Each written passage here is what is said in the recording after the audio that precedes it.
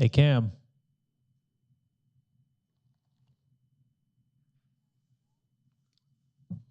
I just got a response from Taylor saying that this is not an agenda link. Just for your information. Hear me? Yeah, I can hear you. Ask her what file. Hold on. Ask her what file format. Uh, no, tell her to send it to you. Tell her to email it to you. I just got something from Dion. Let me forward this to you. Email it to you, and then also, what's the name of this again? Public Works Commission meeting. All right, I gotta make the title card. Yeah.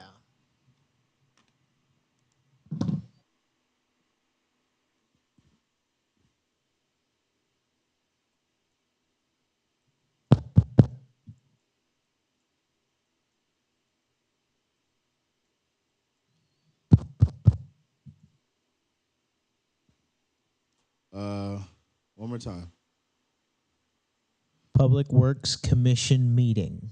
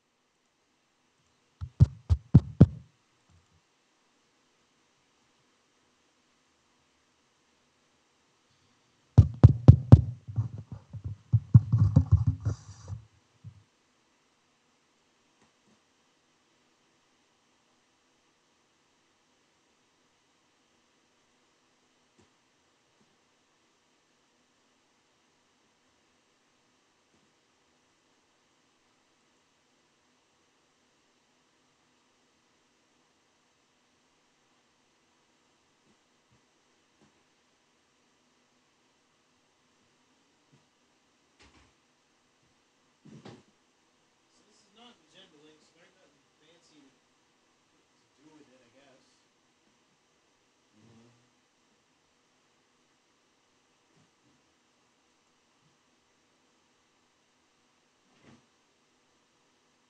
Go grab my laptop so I'm gonna pop and look at the file that Dion sent. Commission or commissions?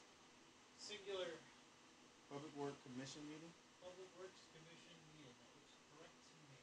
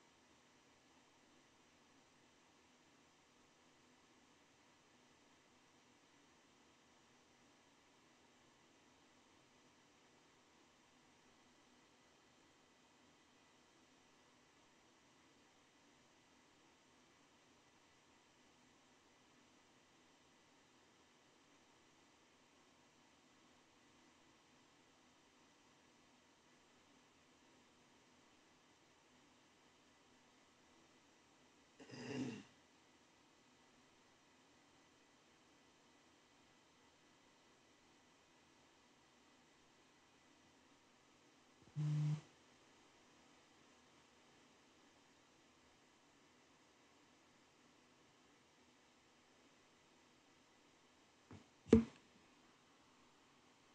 you try to deploy a web shortcut?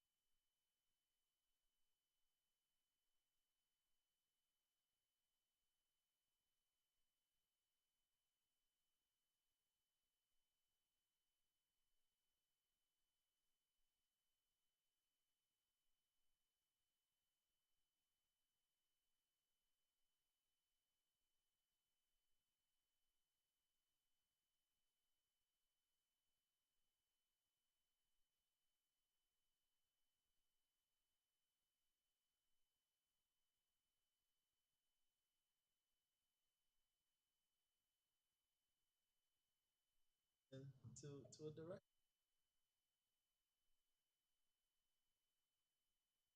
So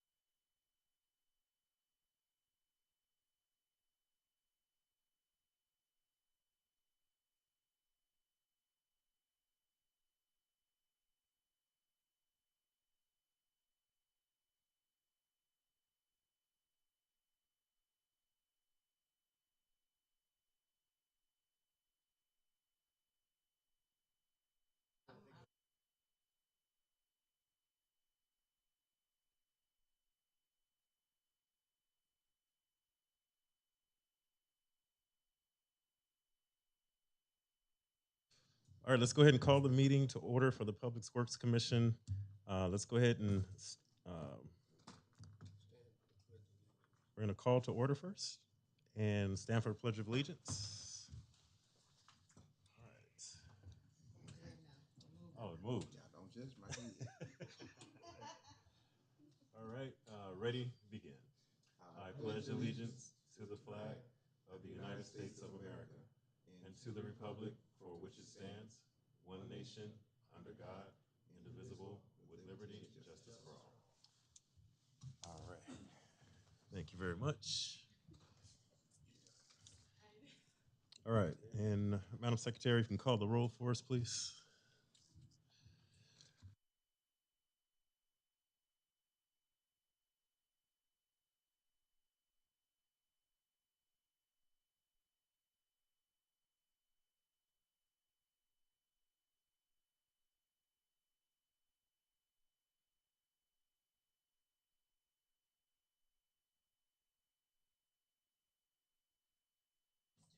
Present.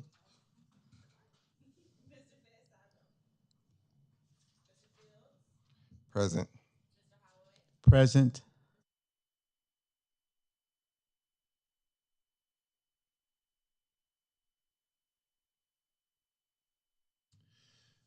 Thank you very much.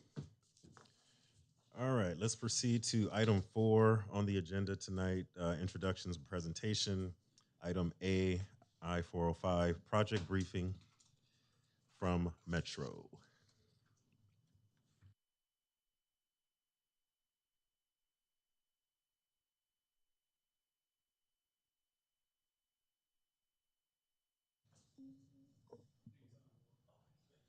Can you hear me? Oh, there you go.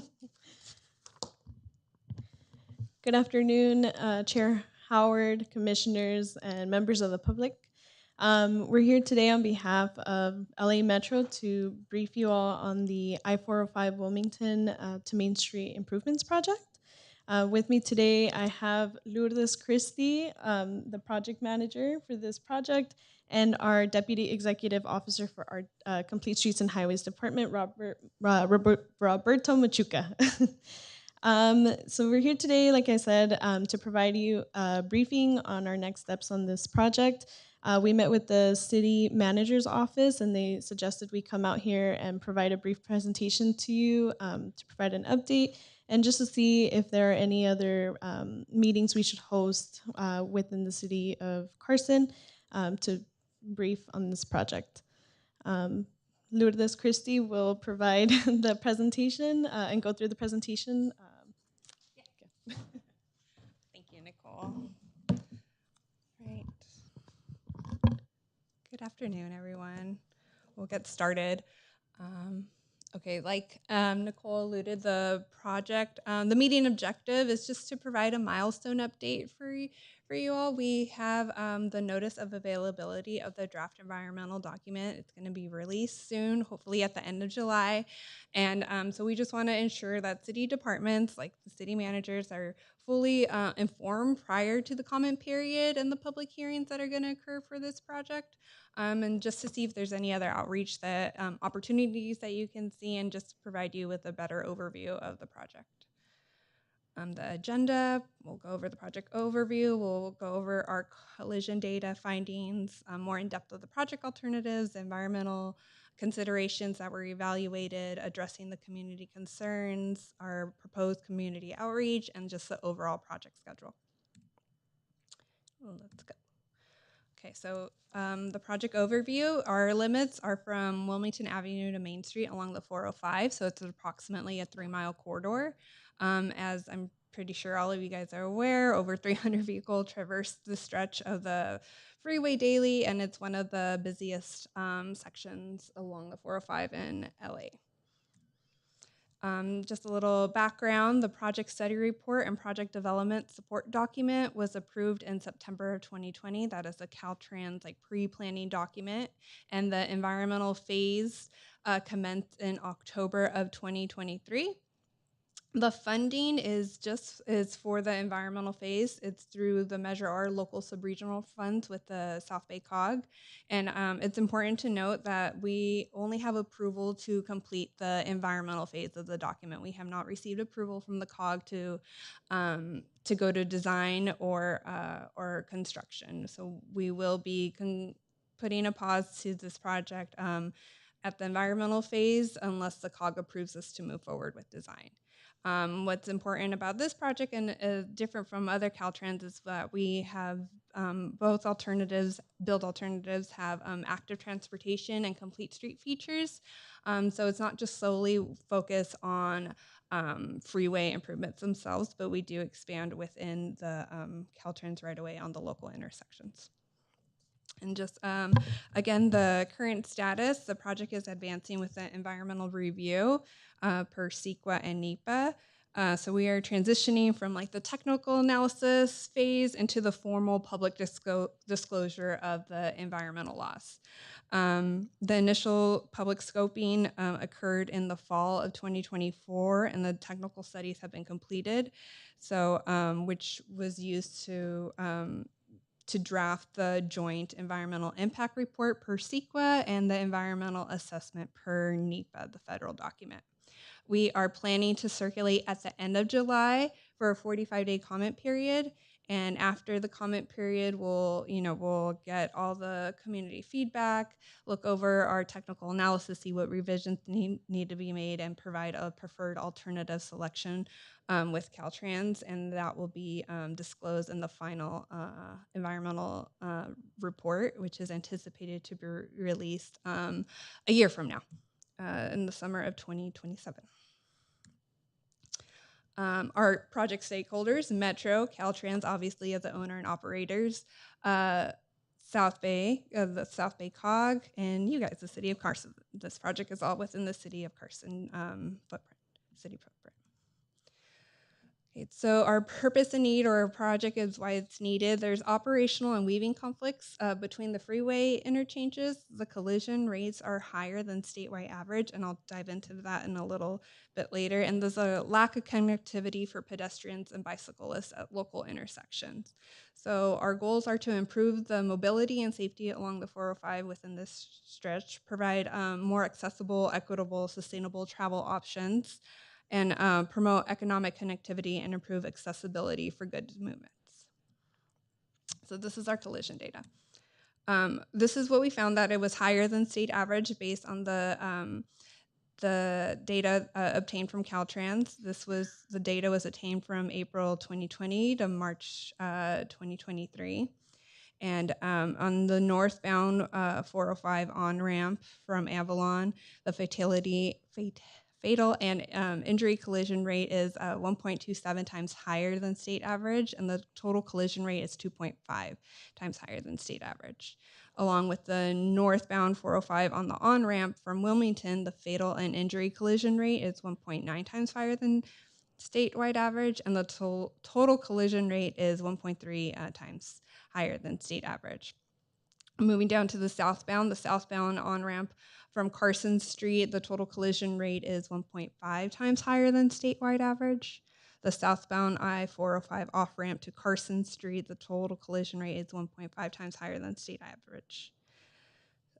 Southbound 405 on-ramp from northbound Avalon, the fatal and injury collision rate is 2 times higher than statewide average, and the total collision rate is actually 3.5 times higher than statewide average.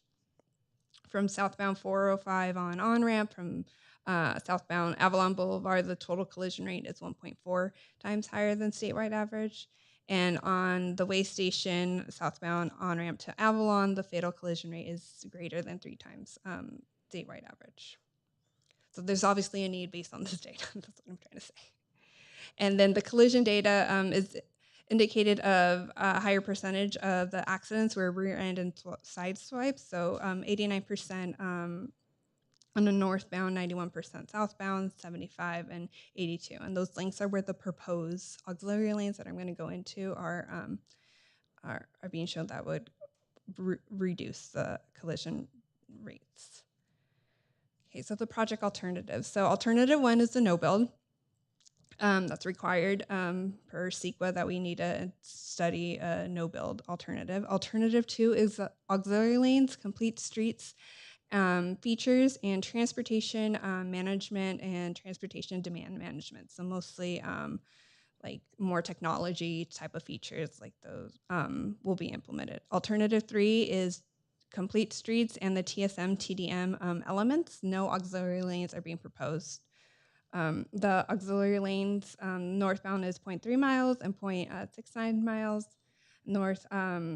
Southbound is 0.39 miles and 0.59 miles. So they're less than a mile in total when combined. And you can see the complete street locations on Main Street, Avalon, 213th Street, Carson Street, and Wilmington.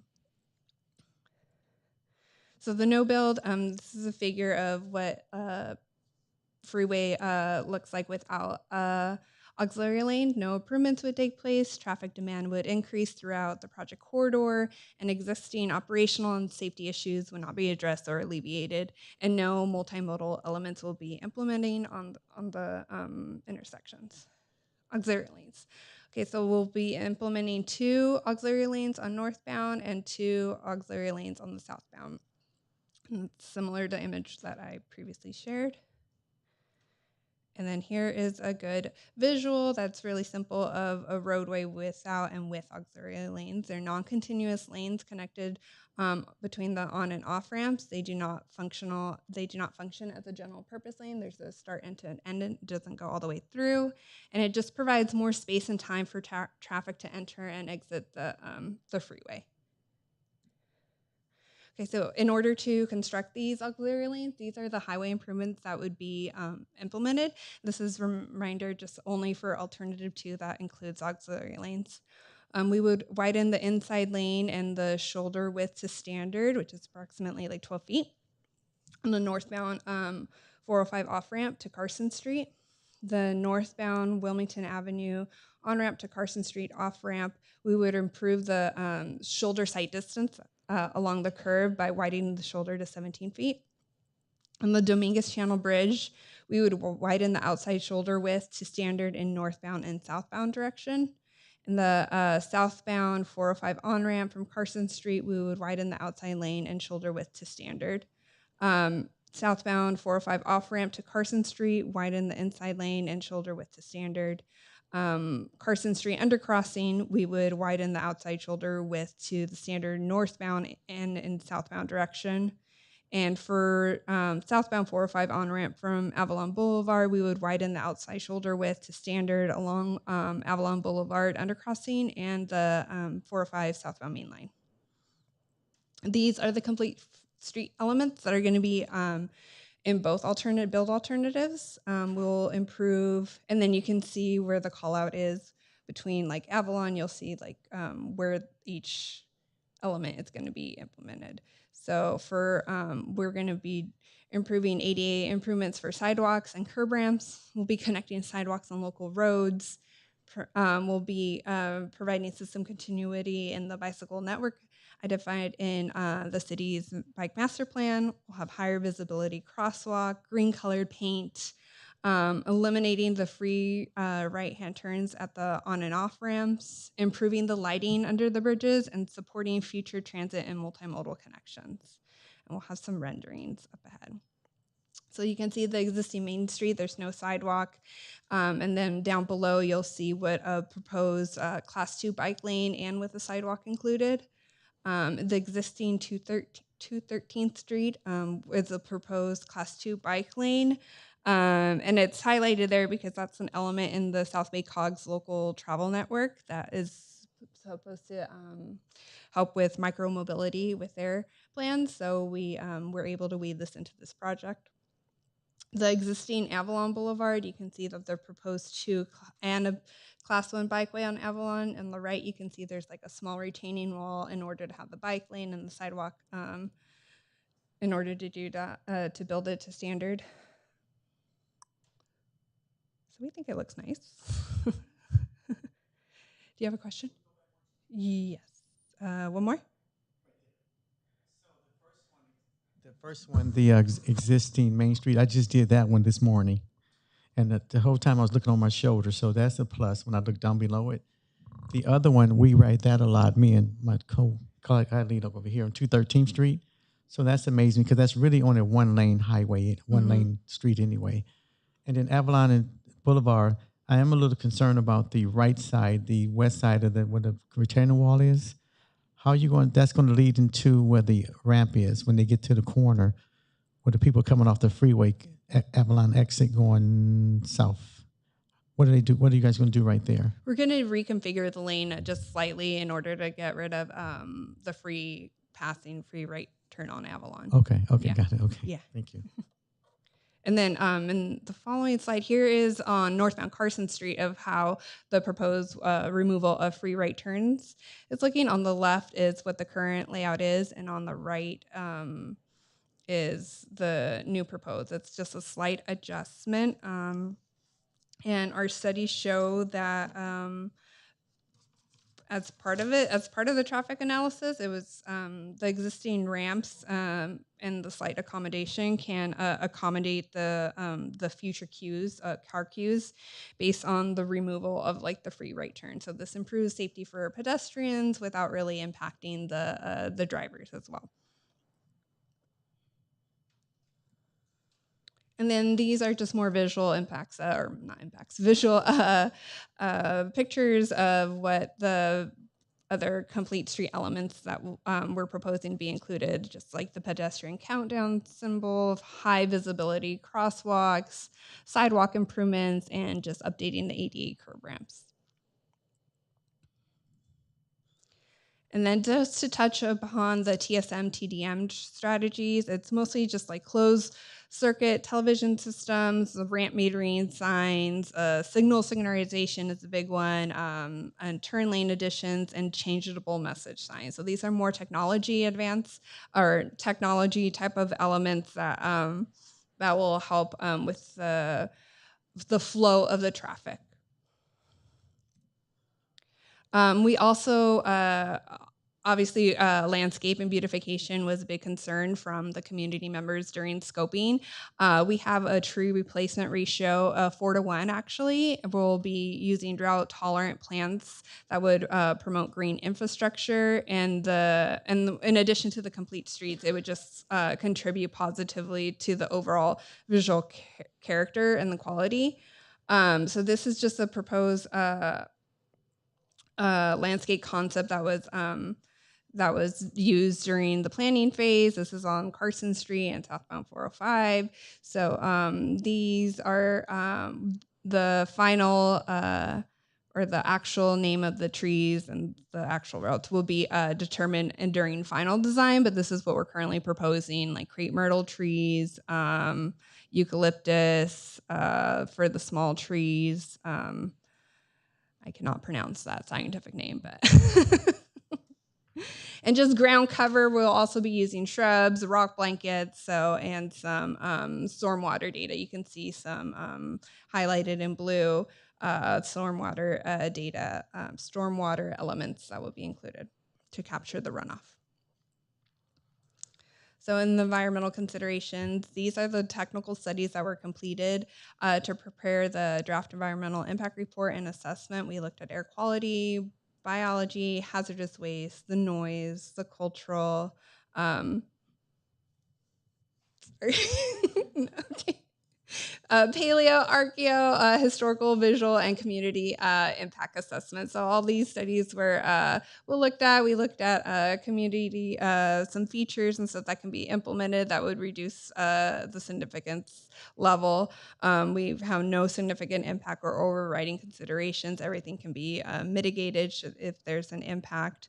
One big one that we heard from the community as well, that they will be hopefully pleasantly surprised that we are proposing noise barriers on some elements. So you can see that these would be the new sound walls. Sound wall 1 would benefit 51 receptors, which is huge at the height of 14 that's proposed. Sound wall 2 between like southbound Avalon on-ramp, again, 14 feet, but this one would benefit 83 benefited receptors. So they would be a reduction of 11 decibels, which is noticeable. And then Soundwall 3 would actually benefit, believe it or not, that one actually benefits like 29 receptors, even though it looks small. It does a good job. And the existing sound walls that would be, they would be reconstructed in place. So they would be at the same height or slightly higher, but they will be there.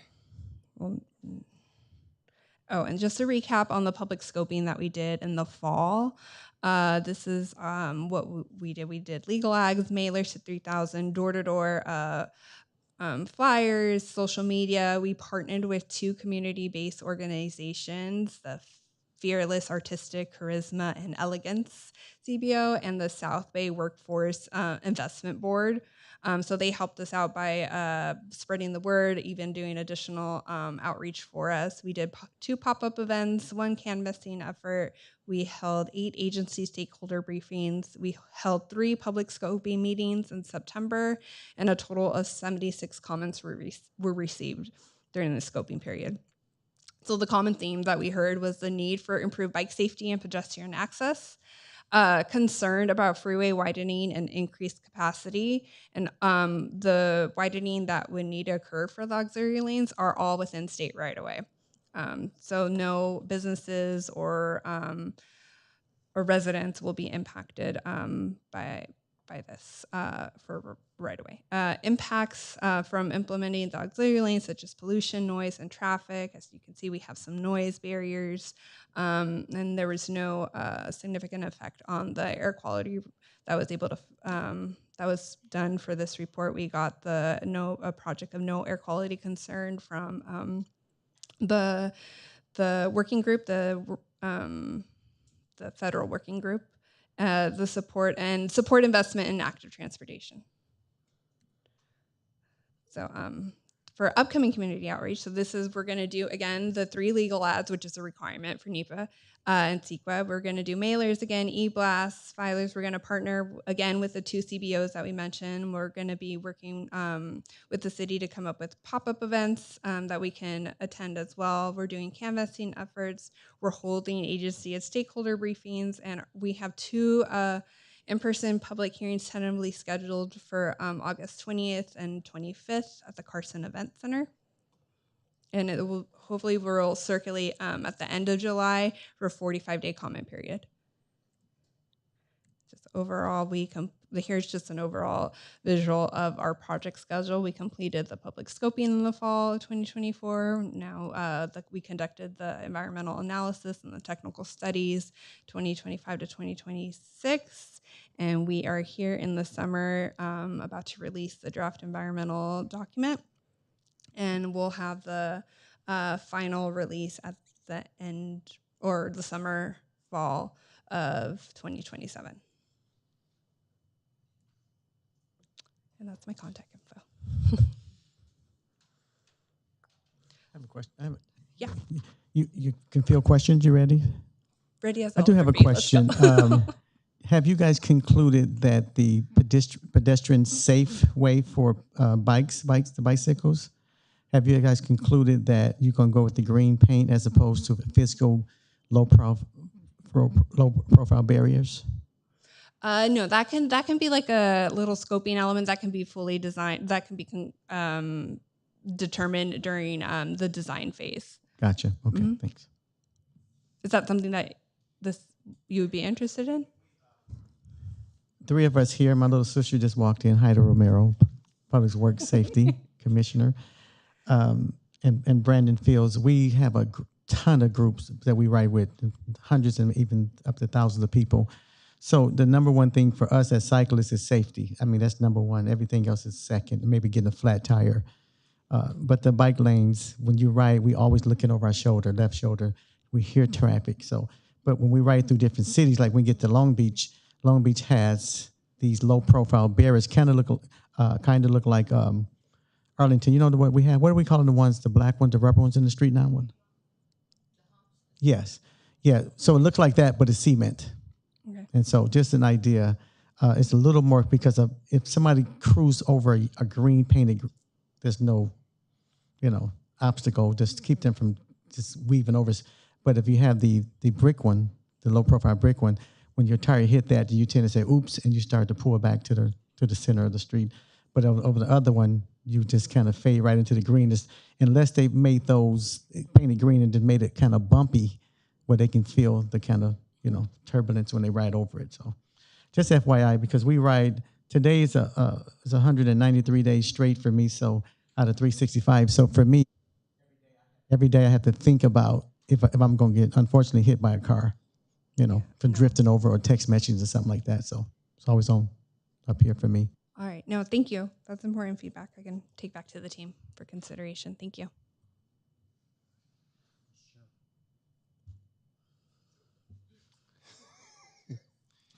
Okay, I had a couple of questions. Sure. If you can go back to one about the barrier for the sound barriers for SW3. So, one of my issues and concerns here, this is where the new home developments are going right here. Mm-hmm. And I see it's only just a portion directly where the freeway entrance is basically located. I will think that barriers should actually go a bit further down to kind of shield those homes because I know it's going to be more of an impact now since you're already trying to get the flow of traffic a certain way. And you know that's a main route for between trucks as well as cars. And like you said, it is an accident prone location, big time. So I was wondering why was such a small portion right there versus these other neighborhoods, like for SW2, where I know his homes are being fully blocked there.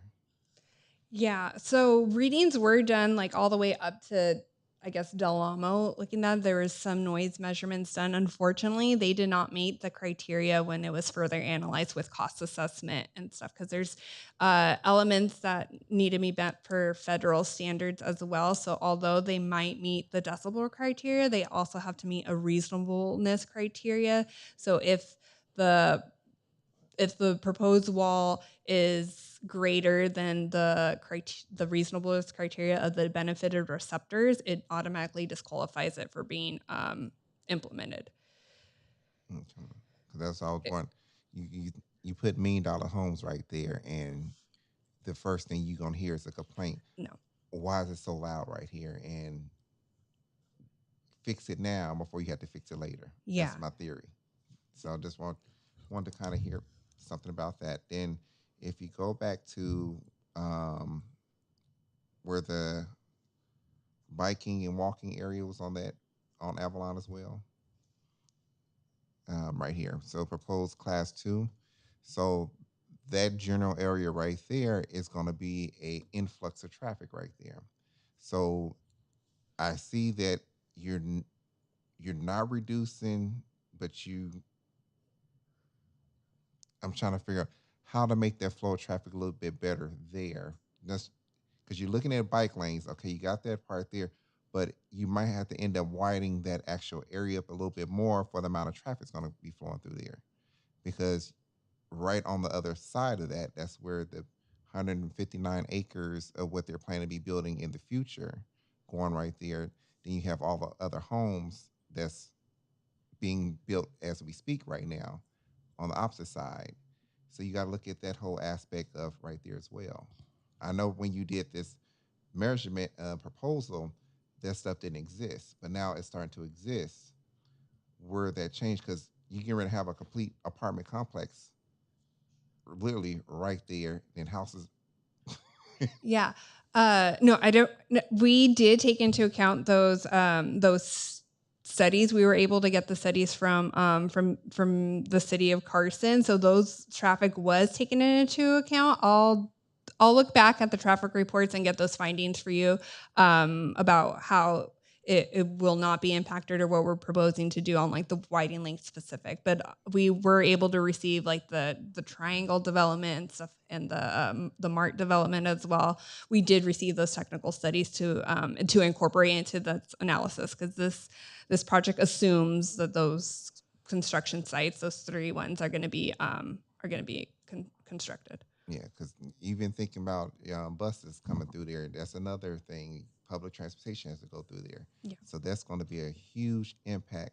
Is 213, you're not going to have a big, huge impact. That's just the back road of everybody that uses to get through.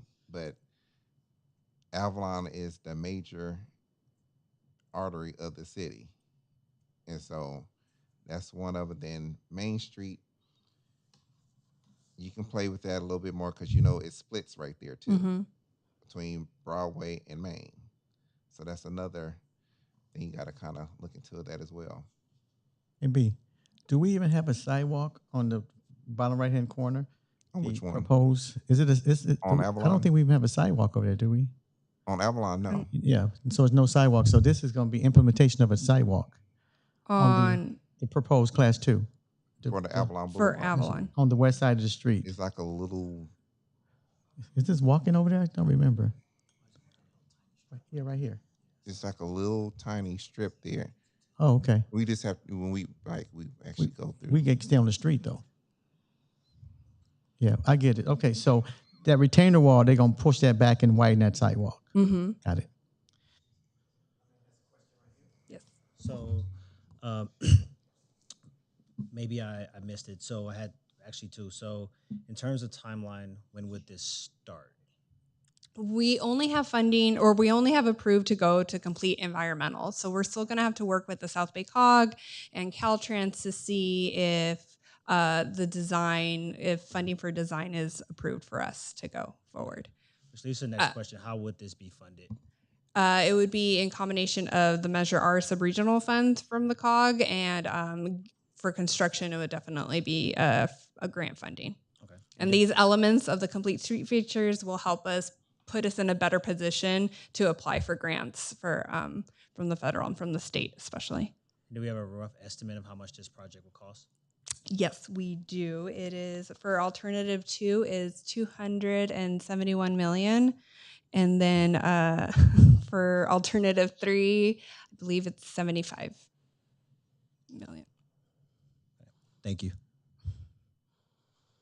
Dr. Rogers has a question. Hi. Hi. So can you go back to your rendering where the beautification is? Yeah, let me find it for you. Or it happens to me all There the we go. time. So I have a question for you. I've been working with Caltrans since I arrived about 3 years ago, and I have been adamant with them to do no vegetation and only rockscaping. Is that a possibility? And I'll just give this picture to everyone. Las Vegas, it works. There's no maintenance. You can make the rocks look attractive. And because what happens in the long term, weeds are going to grow up. It looks great when you first put it in. Maybe the first year or two, it's going to be absolutely gorgeous. 3-4 years later, you got overgrown plants. You have squirrels and raccoons running in there, making their home. Is that a possibility at this time? I think it would be a very hard possibility just because there's a lot of state and even Metro's policies that they want to implement. If a tree, Metro's policy right now is at least a 2-to-1 replacement ratio. Caltrans is a minimum 1-to-1, but it's definitely something that we can bring back to the table and discuss like as the process goes on. Usually we don't hear a lot of people requesting not to include vegetation. As the local public works director, I would love to be a part of those conversations and see if I, just to kind of put that thought in everyone's ear. I get it, Yeah. right? I absolutely get it. It's engineers. Not that I'm pointing fingers at anybody that want to do this great stuff. And again, it is absolutely beautiful. But if you imagine long term, we're right back where we started again. So I had a conversation and some emails out to the California Transportation Commission. Mm-hmm. I'm hoping that I can get up there and speak to them because they got this whole plan to redo everything, replant, redo this and all that. And I'm like, but if you don't put money in your maintenance program, That's true. all you're going to do is just spend, good money after more good money. And we're just in this vicious cycle. So I don't know. It gets old. Yeah, I think it'll be, it might be difficult just because it is within Caltrans right away. So ultimately they have the final say on what they want to do, but I mean, it doesn't hurt to ask. We can maybe even reduce the replacement ratio if that's something, if it's only a 1:1. Who are you working with in District 7? In District 7, our landscape architect is George Olgwin. And what about for Cal? Is he in Caltrans? He's at Caltrans, yes. Can I be part of those conversations? Because I've been working with them, and they even invited me to sit on one of their hiring panels for their maintenance person. So, okay. I would love to be a part of the conversation and kind of share that thought. One of the things I said, I'm like, you guys are the state. You own all the rocks. Why not just repurpose them from the other place you just dug out and bring them down here? So, okay. All right, thanks. Thank you.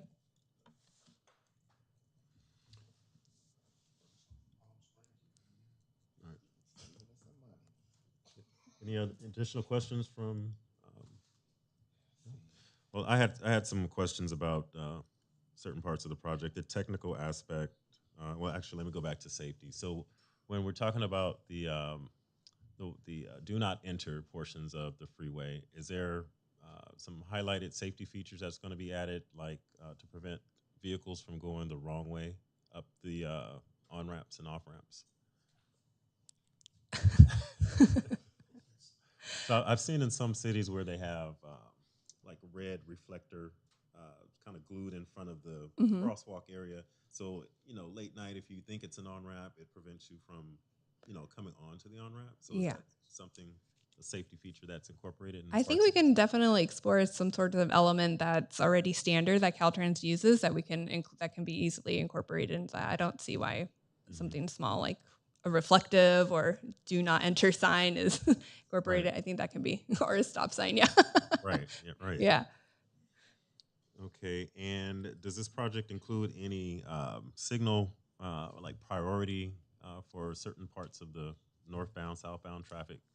Those elements will be more figured out in design, but yes, signal priority is part of the TSM TDM alternative. Okay. Mm-hmm. All right. And for the surveys, the locations where you have in the in public engagements, what's kind of the average participation in that? For our surveys, they're not that good. Right. For the pop-up events, we get some more traffic to come and be interested in it. Like for our upcoming public outreach meeting on the events that we're going to be pop-up events, we'll have it will be during the public scoping period. We'll have our outreach team have like tablets there that will give them overview of the project and have the ability for the public to submit a formal comment right then and there at the spot. But it just really depends on the traffic of the event and stuff like that. And that information is held within the Metro organization. Is that available for for the city to review or see or look at? Yeah, definitely. We can share our public scoping what occurred during the meeting. I can share that with you guys. Yeah, we have a document for that. One more question. Mm-hmm. On your, if you go back to the beautification,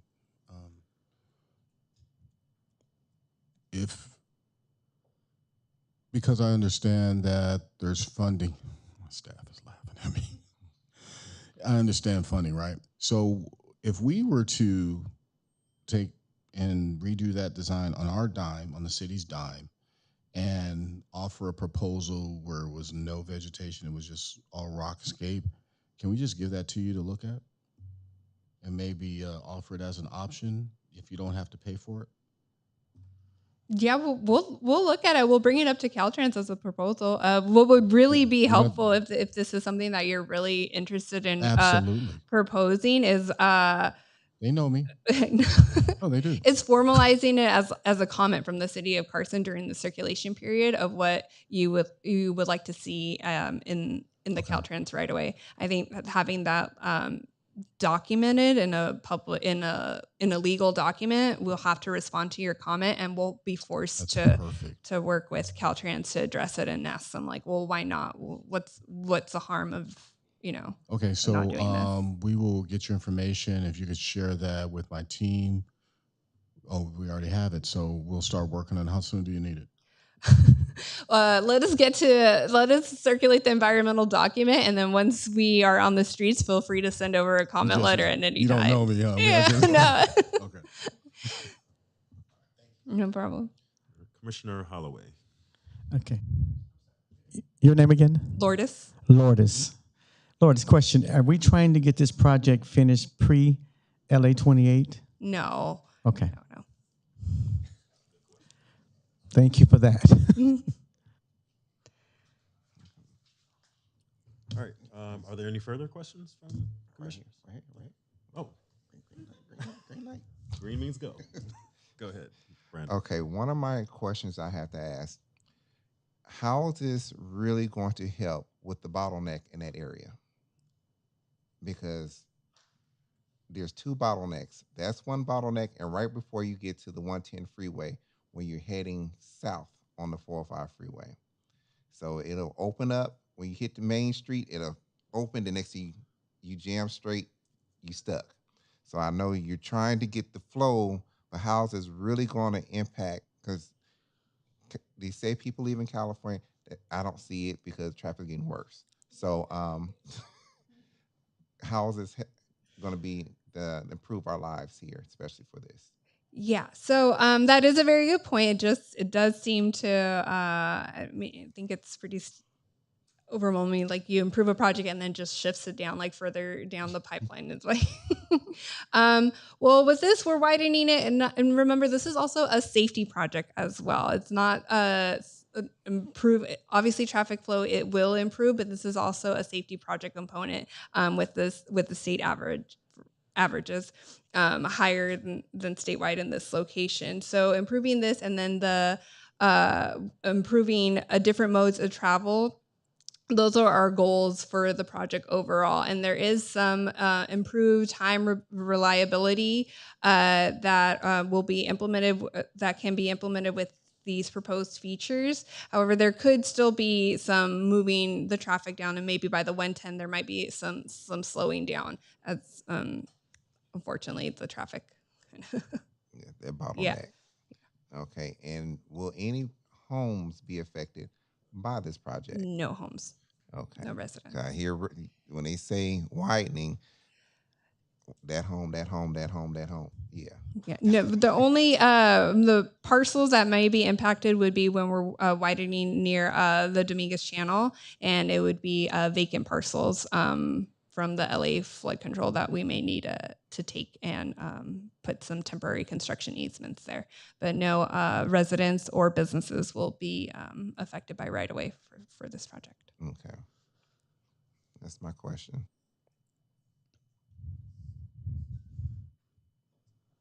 All right. If there's no other comments from the commissioners, thank you, Lourdes, and your team for presenting this project. I'd like to hear anything that improves safety, for the public. Especially hearing the data behind the fatalities on the freeway and how we're unfortunately the highest in the state. But I think this project is on the right track, and I look forward to working together with you to make it come to fruition. Thank you. Sooner than later. Thank you so much. All right. Thank you and your team. Appreciate Bye. it.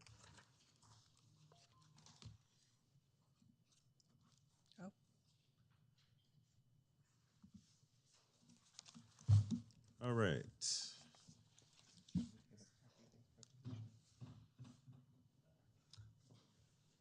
Lourdes, I do have one question. Can we get a copy of this PowerPoint for our reference?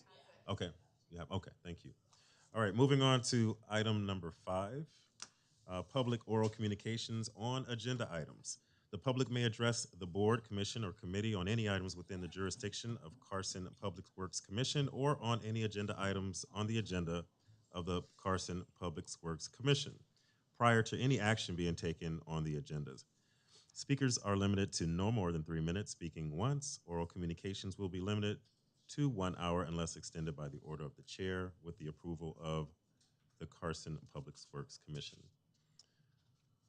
Do we have any members of the public tonight wishing to speak on agenda items? Seeing none. Moving on, item 6, consent calendar. Approval of the May 11th minutes, 2026. The minutes were sent out via email. You probably had a chance to review them. Is there a motion to approve the minutes? Chair, I move that we accept the minutes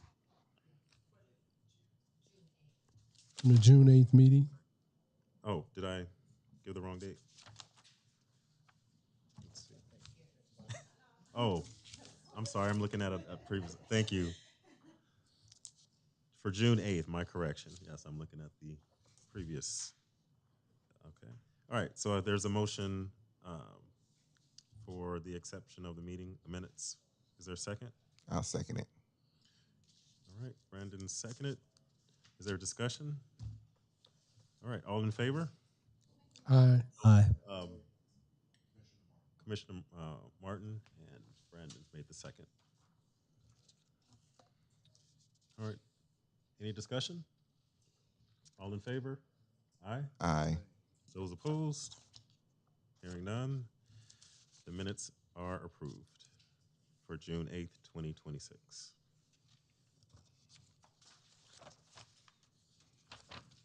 All right. Item number 7. Continued and unfinished business. Looks like we have item A, block party permitting.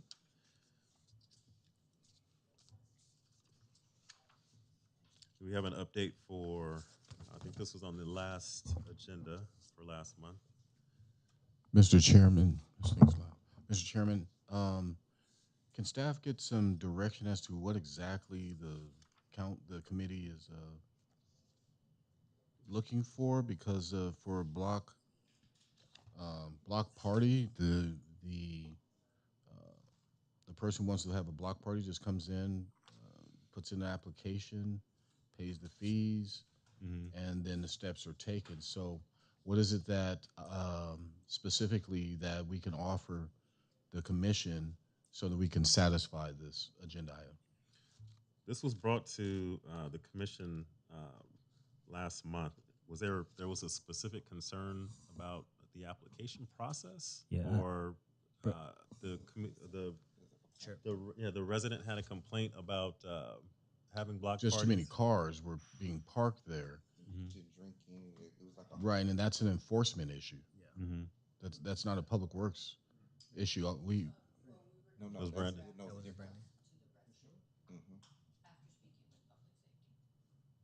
Okay, so it appears that we were supposed to prepare a response to the resident, letting them know that that's a public safety issue where they need to enforce whatever the standard is.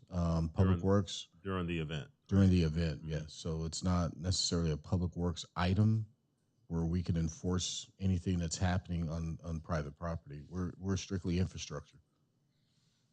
Okay. Well, to that point, let's move to create, some type of correspondence for that particular Yes, sir. resident that kind of follows the, We'll have that done and have something to close this loop next month. Okay. And directing it to public safety. Yes. Okay. All right.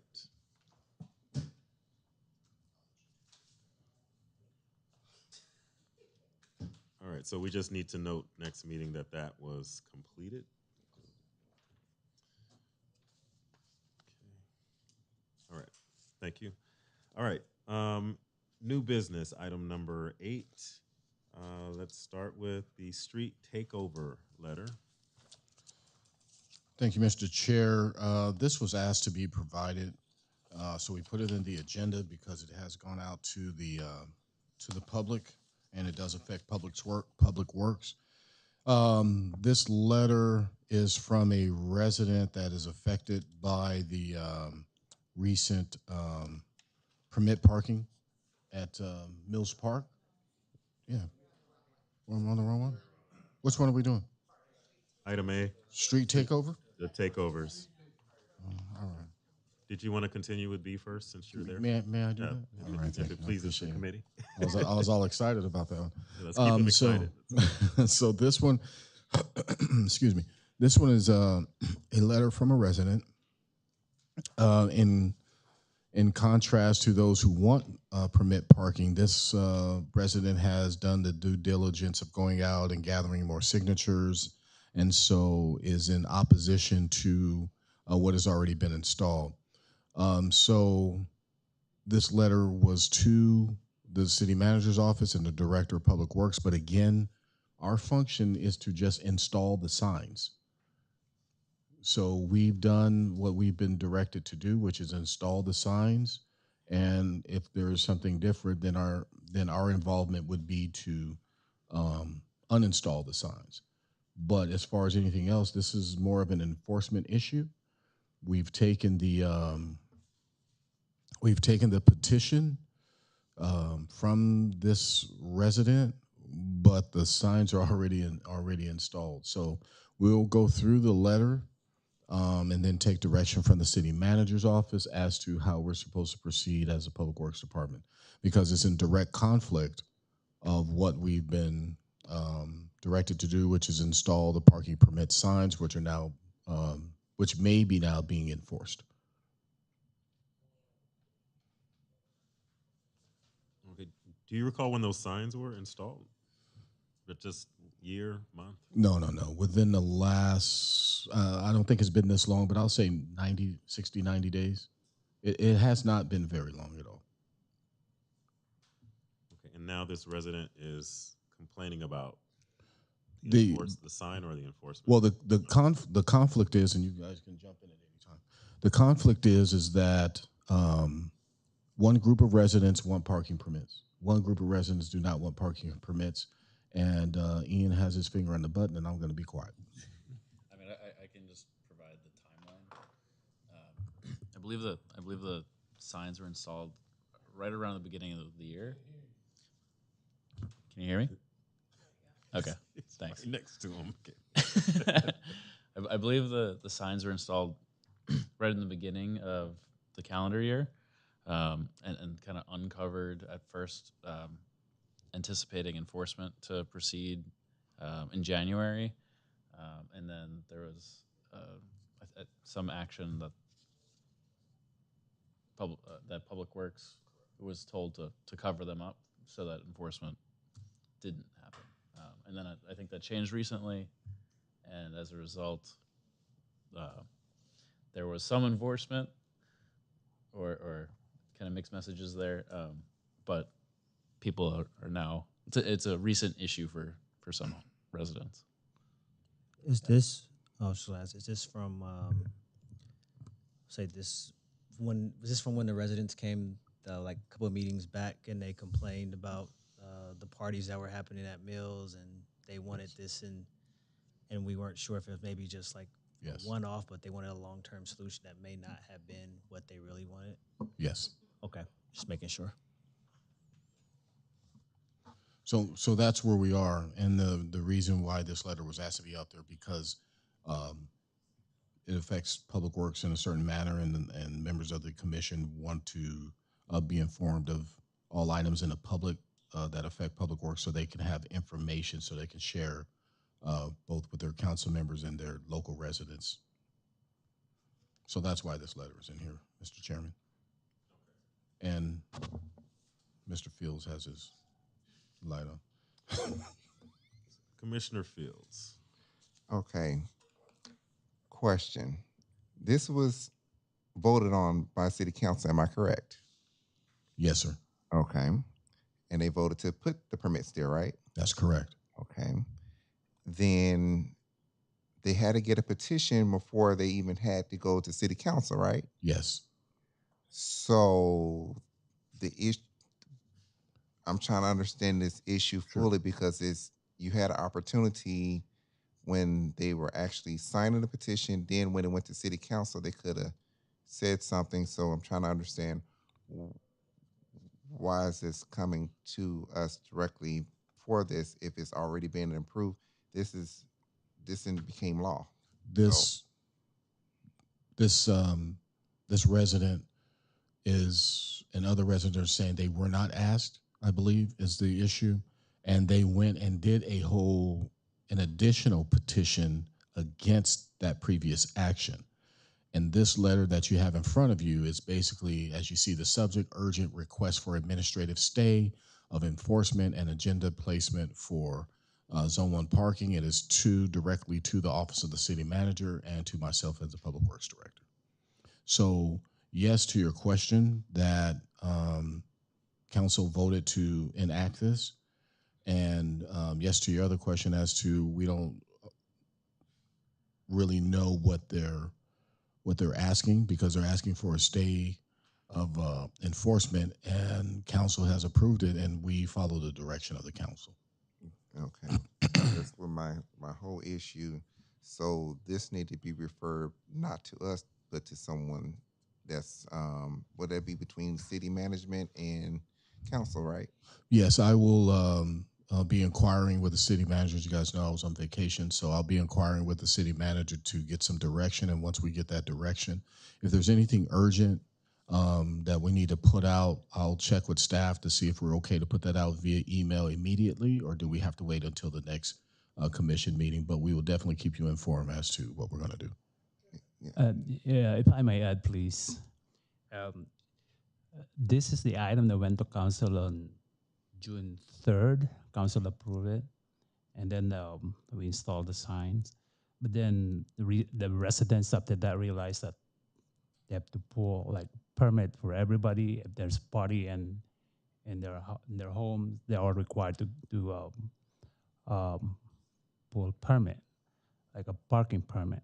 So because of that, uh, they realized they want to rescind the parking permit that was approved by council. But before that, we issued in the city manager's office or the public safety office issued letter July 8 because there was an approved preferential parking permit.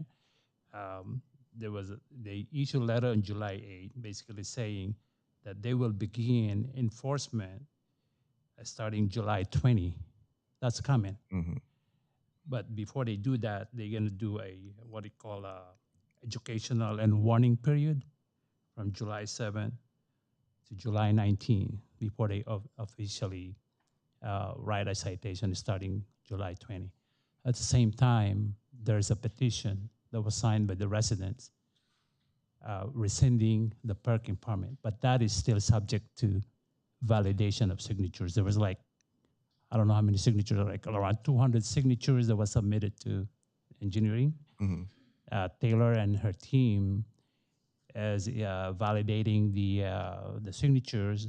So that's still in process.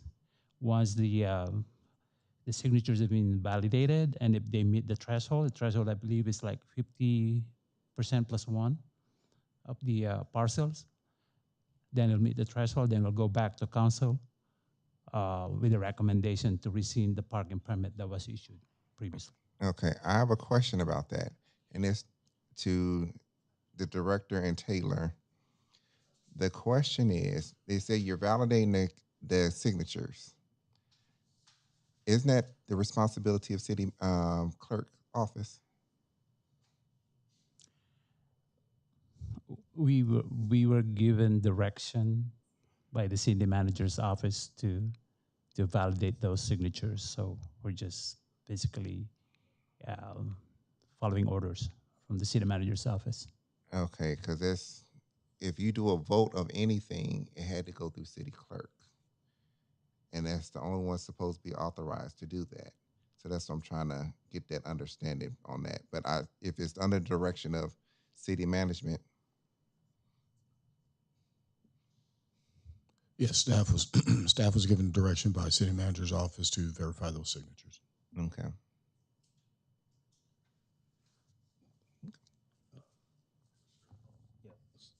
I was just going to add in. So, just looking at this letter, sounds like, and it's just me looking hindsight.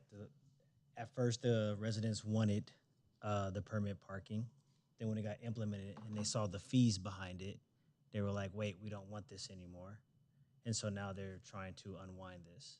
Correct. So, is that same group willing to come back in front of the commission to present to us why now they want to unwind this? I think it's two groups, Commissioner. Oh no, I'm saying, but if it's this new group, are they willing to come in as well? Because I think there's a disconnect. Because what I'm trying to figure out is if there's some overlap. Those that wanted it at first, are they now part of this group that are saying that they don't want it anymore? Right, because then the numbers are kind of skewed. So I'm just trying to figure out exactly. Understood. Yeah. We'll work on that to see if that's a possibility. We will offer that to the residents as we work through verifying who's who. Yeah. And offer them to come and speak to the commission. We will offer that. Yeah. It's basically what I'm saying is what I'm looking for is if two residents sign both petitions, I think that should be disqualified to see what's actually new and who wants this. Understood.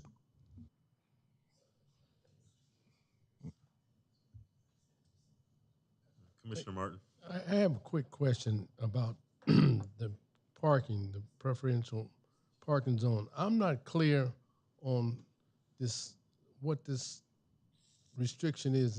It said in the paper 24 hours a day. You can't park in that area, in these particular zones. Is that clear? Could someone quickly explain how this is going to work? And is it the same restriction as it is for Anderson Park and the other park?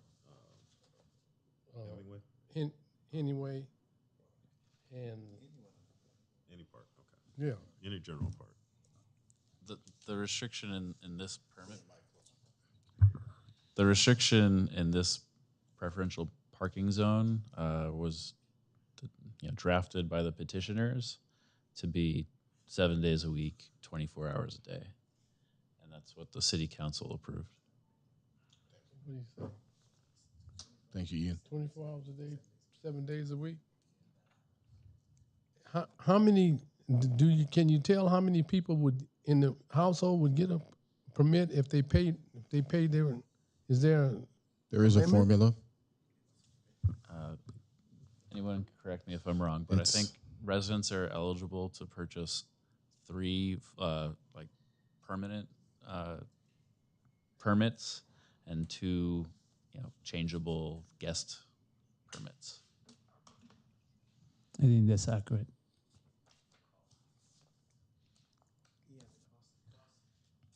The cost of the permit? So you have that? So that's done by finance, but I think there's a $60 application fee. So if you're getting any permits, you have to pay $60, and then I believe it's $20 per permit. Is that? That sounds about accurate. Okay. Yeah, somewhere in those ballparks. Please don't hold us to those exact numbers, but I don't think we're too far off. Is that yearly? But it is for 20. Yes. And if you don't have a permit. And the other question, just a quick question, since I'm ignorant about permits around parks, is it any time during that time can a resident come to the park and park in that restricted area? Is there a period of time? Say that one more time and make sure I understand your question. In other words, if you were having an event at the park, you wanted to come to the park and park, and there's all this parking along in front of the park. Would you need a permit? You need a permit? You can't park? Just to go Yes, to the park? only a permit holder that has the permit shown on their vehicle would be allowed to park on the street adjacent to that park. So any member of the public that doesn't live in that zone, unless they happen to know someone who has a parking permit in that zone, they would not be able to park in that area. Let me see if I can answer it this way, Jonathan. Let me see if I understand your question. If I'm coming to the park, I'm not a resident. Can I park there? I just want to go hang out with you at the park. You can park wherever there's no permit parking sign. If there's a sign, you cannot park. If there's no sign, you can park. How's that? Okay. But the park has a parking lot as well. Yeah. So, but if it's full, right, then what are you going to do? But you can park all along the street. This is the neighborhood. This is not the park. This is the neighbors in the neighborhood. So in front of the park, you can park. That parking right there, like on Mills, the park permit is going to be across the street, not the street that the park is at. If there's no permit parking sign, you can park. Permit parking signs all around the. I walk around it. Oh, I didn't know that. That's news to me. They took them down, put them back up. So we put. You're talking about Mills Park. Mills Park. Mills Park. They took the signs down when this petition came to us before. They put them up, and then something happened in city council. I mean, no, something happened, and they shut it down, and they came back and took the signs down. No, I'm saying there's signs for no parking at the park. Right. Okay. If there's no, that's what council approved. On the sidewalks around the park, there's a sign that says permit parking now. Okay, then that's what council approved. And it's all the streets that we talked about at the meeting when we had that. Right. There's signs all around there now. Mhm. I understand. Okay. And that was one of the reasons, so primary to, because there was some negative elements parking there overnight or something like that, right? So this permit parking allowed just residents to park there and allowed enforcement to deal with any elements that are parking around. As commissioners that you are the representative of your council members, staff is always, we're here to make whatever necessary changes that are directed to us to make. If you're finding that permit parking is a little difficult during the day around the park, that may be a conversation you might want to have with your council person, because we work at the direction of council.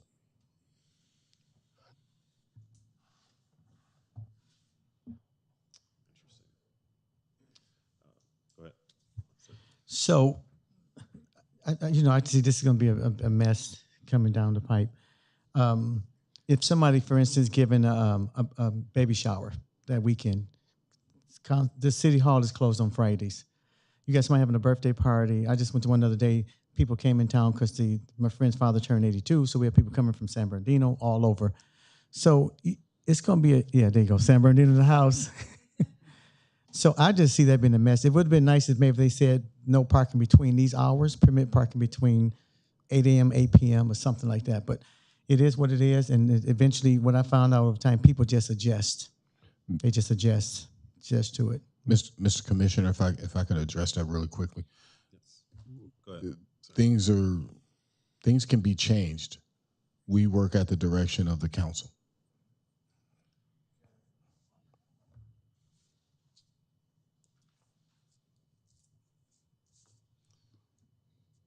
Oh, go ahead, Commissioner Brandon. So going forward with this whole situation right here, the only people that can actually overturn this, do anything regarding this, is city council. Am I correct?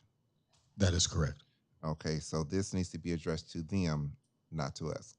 That is correct. Okay. As well as enforcement. Enforcement. Okay. Yes. Public Works is only responsible for taking in the petition, reviewing it, and then whatever direction we're given after we've reviewed the petition and confirmed it is eligible to move forward or not. Then after that, we do the infrastructure of installing or uninstalling signs. Okay. After that, it is a public safety issue. Okay. So who would be responsible for any future modifications of the time on the signs or the information on the signs? Got the installation, but if the times need to change, who would be responsible for that? Council. Okay, so our commission can't make some type of motion to adjust or modify? No. But you may talk to your appointer, whoever appointed you to the commission. Okay.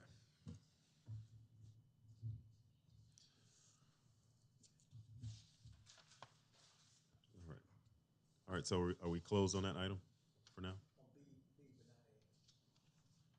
Oh, just that item. We're good to go for that item. Okay. All right. All right, let's continue to item A, street takeover letter. All right, so this is a letter that went out to residents regarding immediately following the tragic incident that took place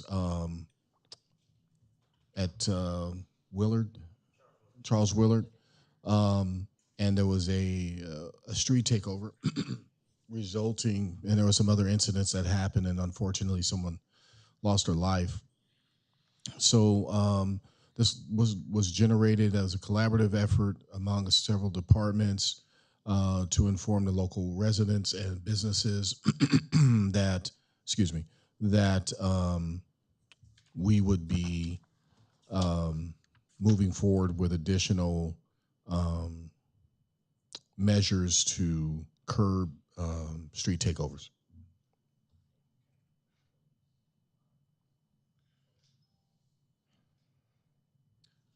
Commissioner? Arlington, you done? Arlington? Doctor? Yes. Okay. So I got a call the day that it happened from one of the city officials here.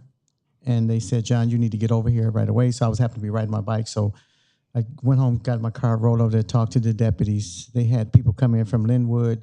They blocked off all the sides of the street on Wilmington, as well as University and Central. And at this time in the morning, about 8 o'clock, the bodies were still on the ground there, up to a long time waiting on it. But what happened was it was the takeover that turned really, really bad. Unfortunately, one of the guys who started robbing the other people, and he wound up getting shot and killed. So that's how that actually happened.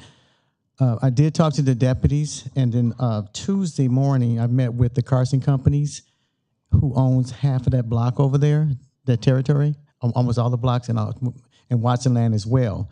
Even the FedEx building is actually owned by the Carson companies. And they was a little bit upset that all the debris from was still there. They thought it was a public works concern because the streets still have all and I saw it. I went over there and met them about 8 o'clock in the morning. All the debris from the takeover is still on the streets. It hasn't been cleaned up. And they kind of pointed fingers at us, and also they thought the sheriff should have did a better job in cleaning up that area. Their biggest concern is they have a ton of revenue coming into the city of Carson, and they was wondering, they wanted two things, to have two asks for the public works or the city of Carson. One is, first of all, actually three. The first one is to come over there and clean up the space. We said after he saw that we cleaned up Scottsdale, myself, Heidi, and Brandy a few weeks ago, they was like saying, well, if they don't get to it, then we get to it, because it'll probably take us an hour to clean it up, the debris from all the tires and the spin out. They was upset about that. The next step was they were saying they would love to be able to put cameras in that area because that's such a dead spot that they can get away with it for a long time. I don't know why FedEx is probably 24 hours. So I'm really surprised from FedEx didn't call the police and the sheriffs. Brandon and I, about a week ago, we met with Captain Norman, and they said that now they can't even arrest or impound the cars of the people that stand by and watch. And that used to be a thing they used to can do, but they don't do that anymore. The bystanders, they can't impound the cars. The third thing is they wanted to know cameras, and second was cameras. The third was what we call it again? It's got to be a direct name for the little rubber things we put out. What is the direct name? Little bunker things. See, he said bumper things. It's not a thing. What do we call it? The barriers, the rubber barriers. Yes. They want to know in that area if that can be something, and they will be willing to invest in those and partner with the city to get those over there, because that's the only place in Carson where they can do the street takeovers the longest amount of time. So. Would you like me to answer that first, Commissioner, or do you want to jump in? Because I saw you anxious. So I want to jump into this before you answer that question, because I want to start off with this letter first. And the thing of it is, did you guys actually read the letter? Did you read it and actually understand this letter? It's being...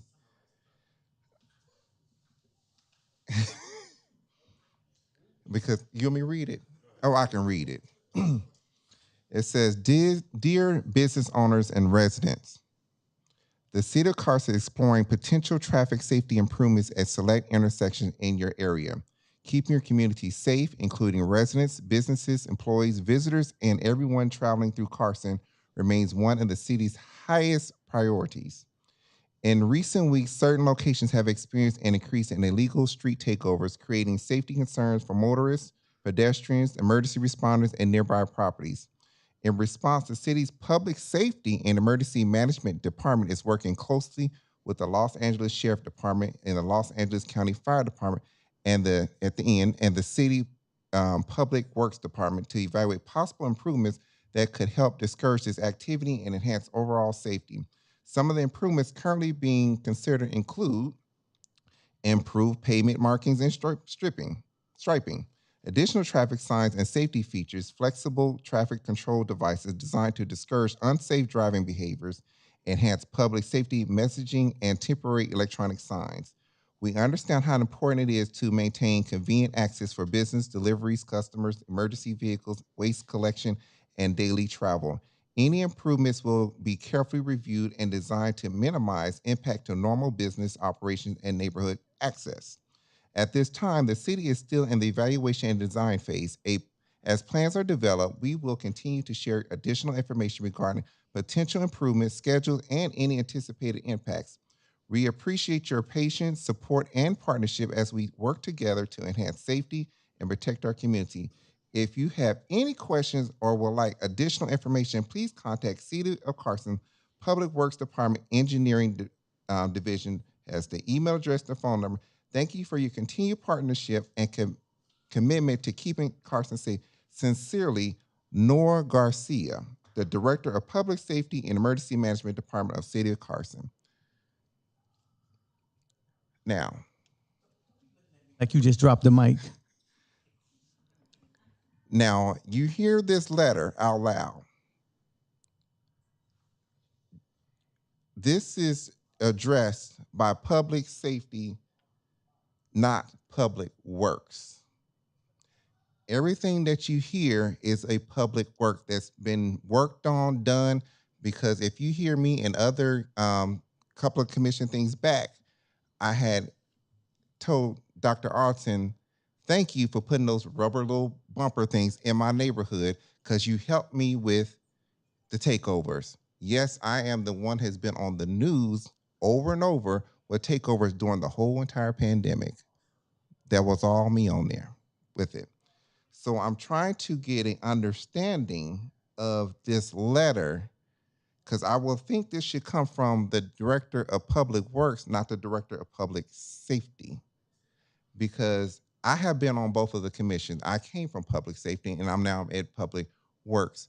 So I'm trying to get an understanding of this because your improved payment markings and stripping, I didn't know public safety did that. Traffic signs, I didn't know public safety did that either. Flexible control devices, I did not know public safety did that either. I didn't know they were authorized to do that. If I may, it was a letter generated to alert residents that some work was being done.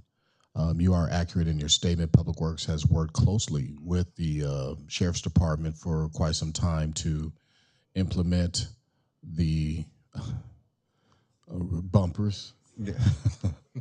The bumpers, and this letter was generated to alert that. I think that when the incident happened, I think that everyone just wanted to have a solution, and I think this letter is a result of that. Well, that solution, I think the people who's been handling this, doing this, because I know at the last city council meeting, Captain Norman actually came up and spoke and stated, I have been working closely with Public Works, with Dr. Arlington. And I've heard that multiple times. I have never heard public safety involved. And I know I have called the sheriff department over and over. I have never called public safety to say, oh, I'm trying to get the understanding. But I understand, I know everyone has to collaborate together.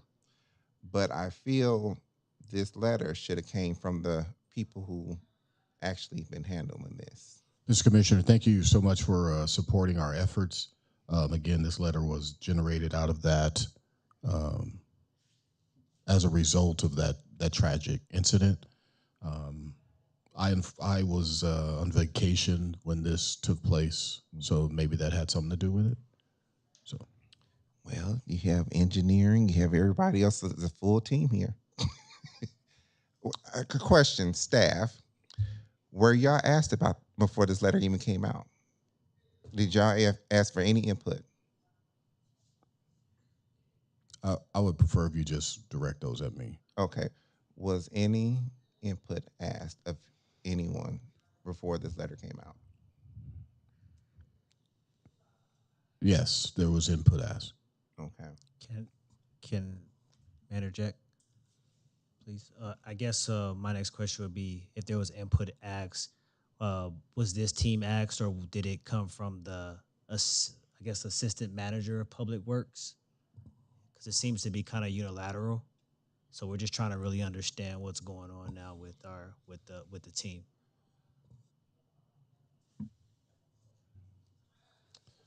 Um, the letter was obviously put together as a collaborative effort, signed with the director of public safety. And as staff members, we take direction from city manager's office. So this collaborative effort was organized by the city manager's office so that we could get some immediate results to as a result of that tragic incident. So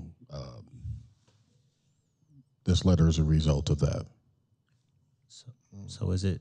Would it be a fair ask to, I guess, keep this letter on agenda for next meeting and ask for the assistant city manager of public works to come and speak to this body about this letter? You mean are you referring to Deputy City Manager Mr. Taman? Correct. If that's the pleasure of the commission, we can make that request. That's fair. Yeah. That's fair. Is that what we need? Yeah, that's fair. All right, so we're making that request for the deputy city manager to be in attendance for the next meeting to review the letter and for any comments. Chairman, do we have to put that in a motion, or do we just make the request? I believe it's just an ask, right? Yeah, it's just an ask. Okay. And then I want to go back to Commissioner Holloway, what you were asking and stating about the issue that happened up there. I know there's a lot of stuff to be addressed. And the thing of it is, if you see what got to me, what you're asking is about public works and stuff like that, that this wasn't done. But if you go look at this, it feels like this is who they need to talk to right here regarding that. And so public works don't need to be at the blame.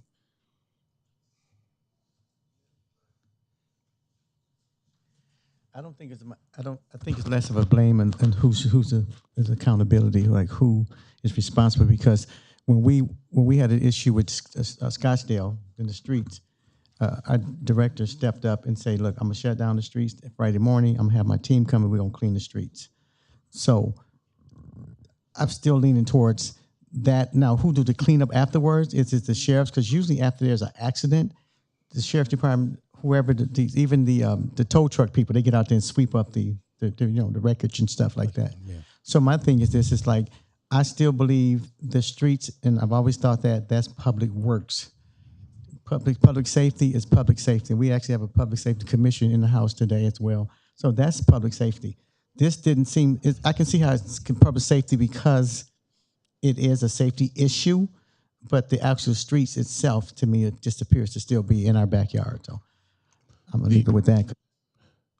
Commissioner Holloway, just to touch on it real quick, it's been always my experience that whenever there's a traffic accident, generally speaking, the police department has tow trucks on call, and in those contracts, they are responsible for cleaning up that area. And so if that's not happening, that would be, I'll have that conversation with the captain myself. But generally speaking, it has always been my experience, I've been in public works a long time. They have on-call tow trucks, and then after they tow the car, they're supposed to clean up afterwards. But I will have that conversation, and I'll report back to the commission. So was the debris overwhelming where the tow trucks it just met their capacity and just left it? You know? Chair, Kobe, it wasn't. It was literally, it couldn't fill up one bag. And when we was in Scottsdale, we filled up about 40 bags in Scottsdale in 4 hours. So what was left there, it was just remnants from the tires screeching and turns and all that kind of stuff. So it was very minimal.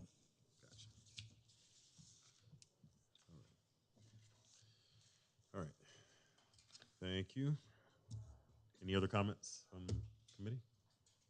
I just want to make sure I understand direction from the commission is to ask Deputy City Manager to attend the next meeting, and y'all want to ask him a question about this letter. Understood. Thank you. Yep. All right. Moving on to item number 9. Public oral communications on matters not listed on the agenda.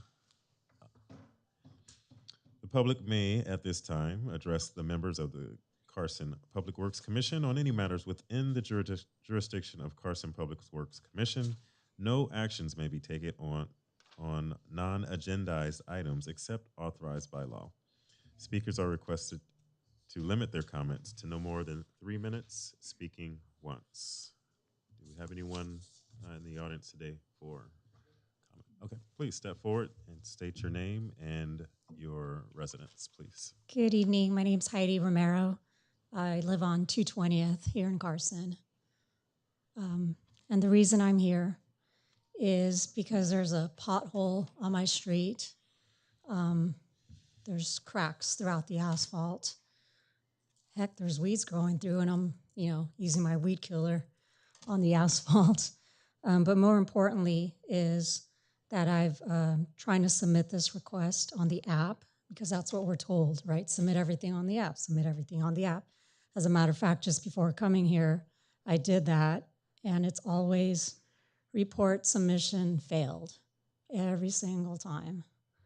So I thought I'd come and share that with you, because that's the problem.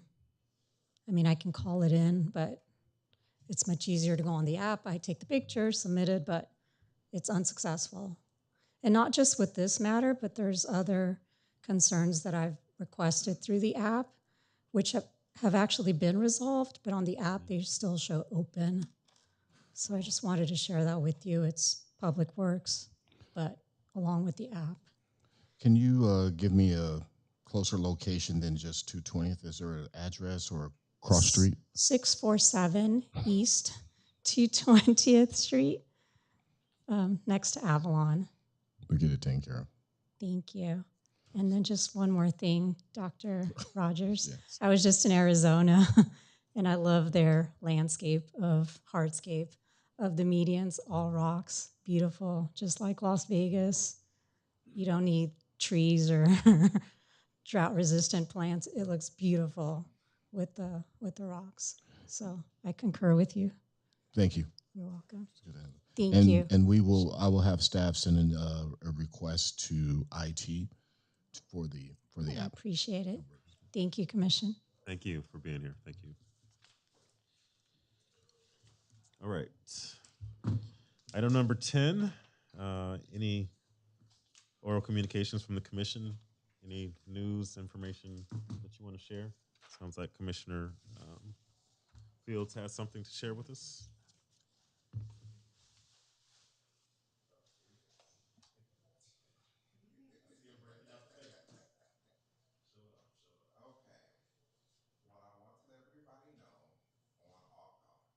I want to let everybody know on August 1st, they're having a Clean and Green Festival from 10 a.m. to 2 p.m. at the AK Warren Water Resource Facility. So that's one of the events that everybody should come, especially on our commission. We definitely should be there. And what is basically, they're going to give you a tour of the facility.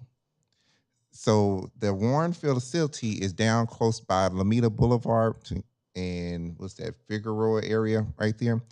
That is one of the largest water facilities. What it was told to me is about almost the same size as the Hyperion facility out there towards El Segundo, right here in Carson. And it's a lot of big things getting ready to happen with that facility.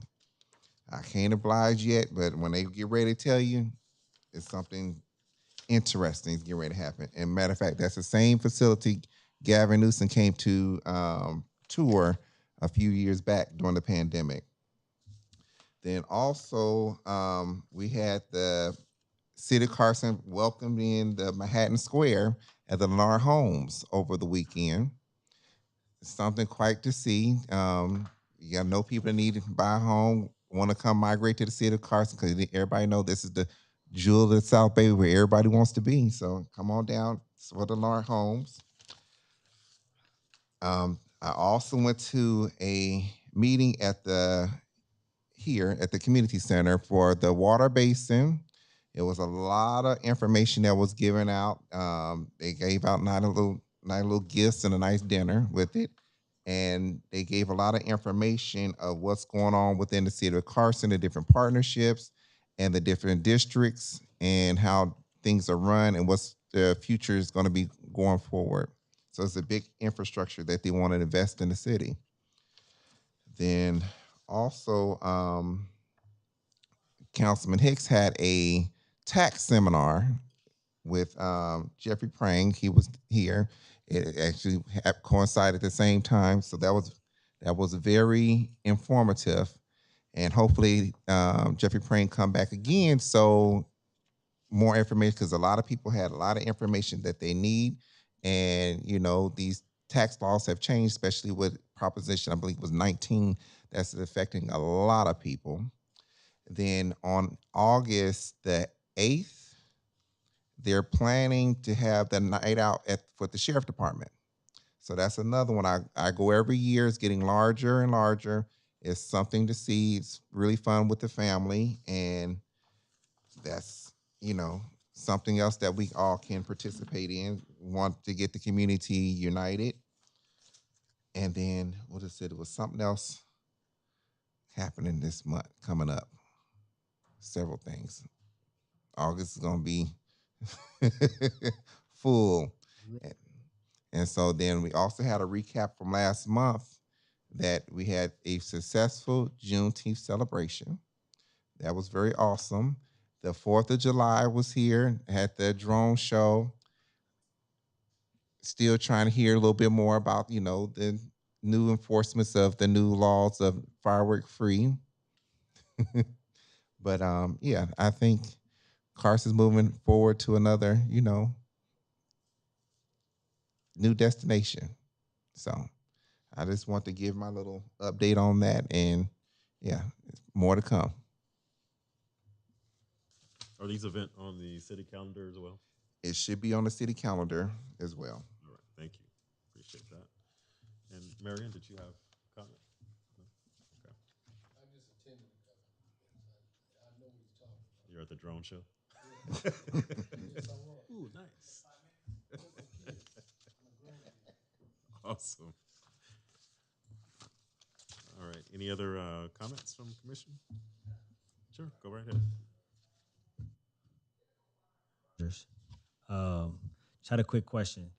So on University, that nice, beautiful sidewalk that you all just put down. I was walking the other day and I was just trying to figure out why it's being dug up and it's just, black tar throughout it, getting kind of bumpy, and just trying to see what the plan was there. My wife was asking me if I could find out for her. Excellent question. That is our citywide fiber optic program, CIP program that's actually taking place. That's what it is. They didn't want to do that before putting the sidewalk down. That is the method of their boring that is taking place. There will be some. We've been having conversations on how that's going to be repaired. That the asphalt is just temporary, and we're working with the IT department. It's an IT project. It's not being managed by Public Works, and we are actively working with them to ensure that all the infrastructure is returned back to its same condition as before the project started. Perfect. Thank you, sir. Welcome.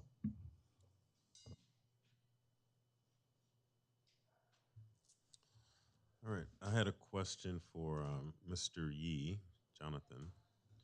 Um, Dominguez and Annalee, that's an intersection. It's not an intersection, it's kind of a curve. It's right there on the backside of the mall, right after Chico, the refinery, that area. We've had like one or two accidents there. Just within this past month, there was an accident where there was a vehicle that ran into the property, one of the business properties, and tore down the whole fence right there. Because I don't know what the incident was. Maybe they didn't see the curve late at night. They just went straight into that property. Going the opposite direction, they're hitting that block fence right in the same intersection. So, is there any? Are we doing any analysis of that intersection or that street period to kind of improve that with some signage? There's no signage there. There's nothing that says curve ahead. There's nothing that says slow down. Especially at night. And I'm assuming that these incidents are happening or accidents are happening at night, and it happens frequently. So that's why that was my initial concern when you arrived at the city. Kind of look at that, and that was one of the items that I'd like. Jonathan, let me take this one real quick, please. So, to Jonathan's credit, he's really jumped on a lot of things, and what I'd like to share with the commission is that the entire staff. You have to remember that this used to be a county pocket, and it's still a new city, and there are a lot of things that we need to enhance. That being one of them, traffic signs, citywide traffic study needs to be done. There's so many different things that we are deferred upon, but Jonathan is addressing those things as they're presented to him, and I'll let him answer in a second. I just wanted to give some background that there's a lot of what you're talking about out there, and it's really going to take time for us to take care of the entire city. So keep letting us know, and we'll keep addressing this. Go ahead, Jonathan. Sure. So Chair Howard, I remember, I think specifically that intersection stands out to me because I believe you and I had discussed that in my very first meeting. So that's why I remember. And I do remember taking a look at it and doing a work order to install some additional signage to enhance, to provide drivers advance warning of that curve. I remember drafting that work order. I would need to follow up with our sign crew to confirm that they received it and where it's at on their queue. But I can take a second look at it to make sure the latest status of it. But I do remember looking at that intersection, noticing some of the signage that's typically required for a curve looked to be a little bit outdated or faded. But all that to say, I'll take a look at that intersection. Annalee Dominguez. All right. Oh, go ahead. You can interject. A couple things. One is there a plan to convert all our traffic signals to countdown with the number? Because that seemed like that just helps with no matter what city you're in the United States. It just gives you if I'm 10 feet, 20, 30 feet away, or riding my bike approaching the traffic light or the that corner, if I see it's down to 3, I'm going to pull back. If I'm driving the car and see it down to 2 or 3, I'm going to wait. I'm not going to rush it because I have no idea. Then, like sometimes it keeps you from getting caught in the middle of traffic. Our city engineer can answer that. I'm sorry, I didn't follow that. Can you repeat that? So the question is, as the traffic lights, will the existing traffic signals, the one when we press the button, would it become to the point where they be transitioned to they all count down from however many seconds so we can visually see? And some of them even have a little beep sound for the people that's hearing impaired, but mainly to the point where we ever get to the point where they all count down, if you understand what I'm saying. Is that clear enough? I mean, you want to take a yeah, Jonathan. I can address that. So the short answer is yes. So there's a plan. Any new project that modifies a traffic signal, our strategy is to replace the pedestrian signal, so they have that countdown timer that you described. And also the latest standard from the federal government is to put in, they call them the accessible pedestrian signals, but it's the buttons that make the noise. That way a blind person knows where the button's located. So that way they can press that. So both of those elements are in our infrastructure upgrade plan. Okay. So as we obtain funding to upgrade traffic signals, those new devices will go in. I will say our immediate plan, we have a grant generally around schools to look at improving safety and accessibility. And as part of that grant, we're looking at signals nearby in that area to improve that. So as part of that project, we're also looking at implementing those items. Okay. I think by the schools, that's really important because, you know, the kids, they always straggling across the school. You got 50 kids crossing the street, and at least you can see, even with the crossing guards. The next question is probably directed towards my director. Street signs, update on ETA, street signs, because honestly, I think it's a beautiful work of art. Are you referencing the street name signs? Yes, Well, absolutely. we're on the council agenda to reject all bids. What? Did I hear that right? You playing. Quit playing. You're a comedian. With a straight face. Come on, Cedric the Entertainer. Come on. Okay. Let me. We're on the agenda to reject all bids. We're rejecting all bids because when we went out to bid, there was funding for, I believe we had $2 million. Subsequently, some changes happened that limited our resources to $200,000, $221,000 to be exact. When the bids came in, lowest bid was 2.09, something around there. So we have to reject all bids because we don't have funding. Oh, yeah. OMG. I was hoping you was joking. Whew. Okay. Last two things. Dominguez and Chico. Was that what you were referring to, Kobe? Right behind 24-Hour Fitness? Right, a little further east of. Okay. So Dominguez and Chico, Leapwood. No, just Dominguez. That's Dominguez? Yeah, Dominguez and further- Leapwood. No, By Leapwood. 24-Hour Fitness. Leapwood changes on the other side. No, but right there, but coming. Okay, but behind 25 Fitness, Leapwood. Leapwood, right. And Dominguez. Dominguez, right. Got to be the most dangerous intersection in the city of Carson. I've witnessed multiple, and I don't go that way that often, but I know our mayor goes that way every day. Anybody that lives by me, but the mayor lives down the street from me, because the corners are off-centered. I don't know if you look at the diagram, the corners are off-centered. So it's always like you go, I go. And then Nora just instructed, they just put up new signs on the north side of Dominguez Street, and the Welby Center had about 20 cars parked over there. And as I was riding my bike passing through, they all got tickets. And it was a young guy who just got hired. He was just like, look, I'm just doing what I was told. So I told everybody when they rushed out the building of the Welby Center, I told everybody, be nice, he's new. And they were nice to him, and they all got tickets. But they said the problem was Public Works put up a sign. The sign has always been there, but it was so washed out that you couldn't see. It says no parking 24 hours, no parking anytime. And so they changed the signs, and everybody was already been parking there for months. And so everybody got a ticket. But I went by there after that, and nobody was parked there anymore. Their thought was, and my thought was, I mean, it doesn't make sense now because I know people see the sign, but why, if it's parking, no one parking any time, why not just paint that red, and then it's a no-brainer? Director. Why not just paint that red? Yeah. Jonathan? I will say from a maintenance standpoint, depending on the length of the parking prohibition, it is easier to maintain a few signs versus 500 feet of red curb.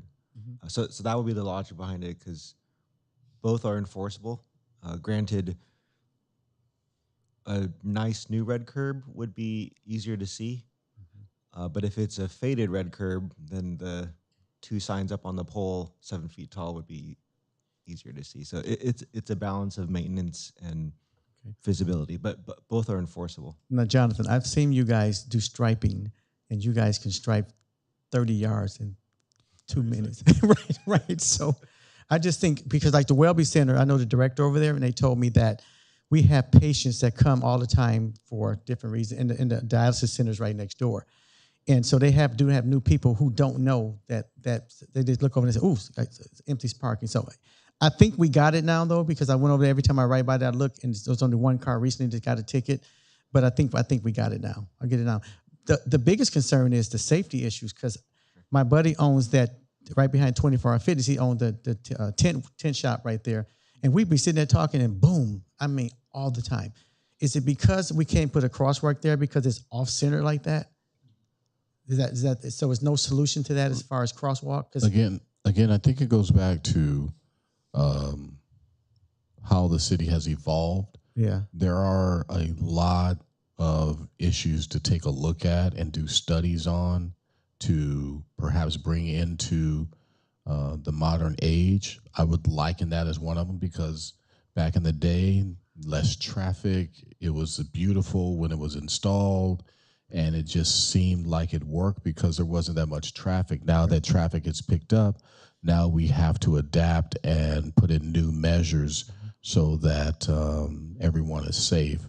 So obviously it's going to be on Jonathan's radar. He's probably got 1,000 things on there. And just through attrition, we'll start taking a look at that and see what we could do to make that a little bit more amenable for traffic. Excellent. Jonathan, I noticed in some cities, I think Pasadena does it. I think I was in D.C.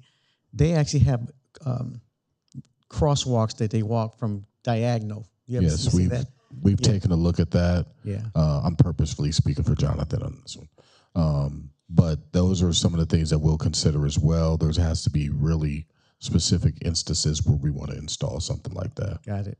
Because the only way you can cross right behind 24-Hour Fitness, you have to walk all the way down to Avalon to cross the street. We probably wouldn't want to put one right there, though. No, I'm saying that's one you had to go to if you want to cross. You got to walk all the way down to Avalon, or go all the way back east. Yeah, or Brandon said run across the street. No, we're not doing that. Yeah, I'm familiar with that one. It's right there on Colorado Avenue. Oh, yeah, okay.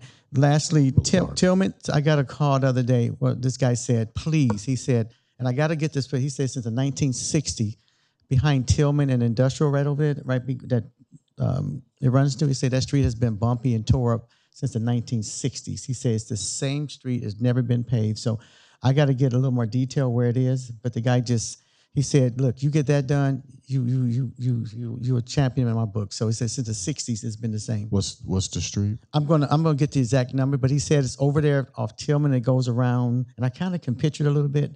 We ride our bikes back there, but it's adjacent to the refinery, and what runs into that? Dominguez Street runs into it, and I think it turns into Tillman when you turn. But one of the streets over there, because a lot of people to avoid traffic on Leapwood and Delamo, they go that back way to get to the east side over there where you live, Marion. Yeah, but I'll get the specifics on it. Is that where the ambulance company is back there? Yeah, back that way. Oh, okay. All right, I just wanted to follow up on something that Commissioner Holloway talked about, was the street signs. Are we going to revisit that since it's on pause, or is it not on pause, but it's being rejected? And if we do, will this commission have a chance to look at the renderings for the next version of it, if that's something we can do? Because originally, I don't think this commission even saw renderings and made the street name signs. Street name signs. We can get a picture to you. Okay. Yep, I actually brought it. You did bring it, but yeah. Is that same concept going forward, and was that approved by yes. City Council? Yes. Color codes and everything. Color arrangement? Mm-hmm. Okay. Yeah, because the mayor doesn't remember the renderings at all. So there were no renderings like you would have an architect do. It was just that's what the colors were, and we had it designed for that, and it was approved, and that's what we went with. So keep in mind my hierarchy. or my chain of command is I go through the city manager's office. I don't go through the mayor. Mm-hmm. So if a city manager is approving something for me, it's approved. But I think, maybe this commission should have a say on the design of the sign. Is that something that we can't do on the next go around, or is this We the design? we will bring it into for discussion if something like that takes place. Okay. I mean, is the commission fine with the color scheme of the sign and the way it looks? Because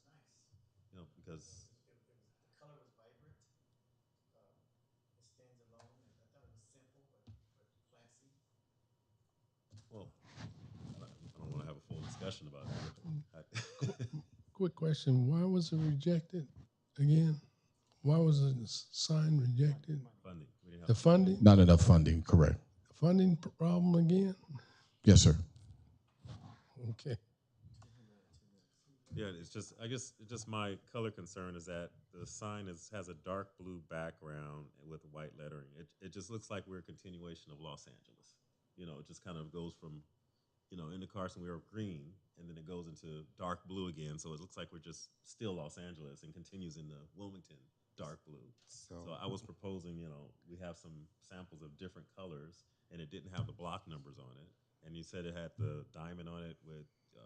It has. I don't have that shirt on, but it has. It has it on there. I just think it should be some. Yeah, the diamond's fine. I just think we should have more of a input on design of the sign. So it's going to be up there forever, almost. So, Chair, you have to look at it this way. The color scheme is by the color scope of what the city has approved. Everything is going to be that color scheme here on out. So that certain blue, that certain type of gold, that certain type of white, everything has to go into that scheme. So that sign is always going to keep going whatever. Because I think they trademarked a whole bunch of different things. We're already green. I mean, what's green? It's no longer that was Future Unlimited. The Jewel of the South Bay is a new branding, so it's the new color scheme. So everything they have to go by is with that certain palette only. If I may, the color scheme is. You're correct, Commissioner Fields. The color scheme is going to stay the way. That's what was approved through my chain of command and the entire. That's why you see the blue shirts and the white shirts. Everything is standardized. We, as a staff, we must go through approval to get new shirts, et cetera, right? So we went through this lengthy process. However, there could be an opportunity for the Public Works Commission to suggest maybe a different shape. Different shape of the sign? Of the sign. I don't think the shape of the sign is. Well, it was distinguish you from another city.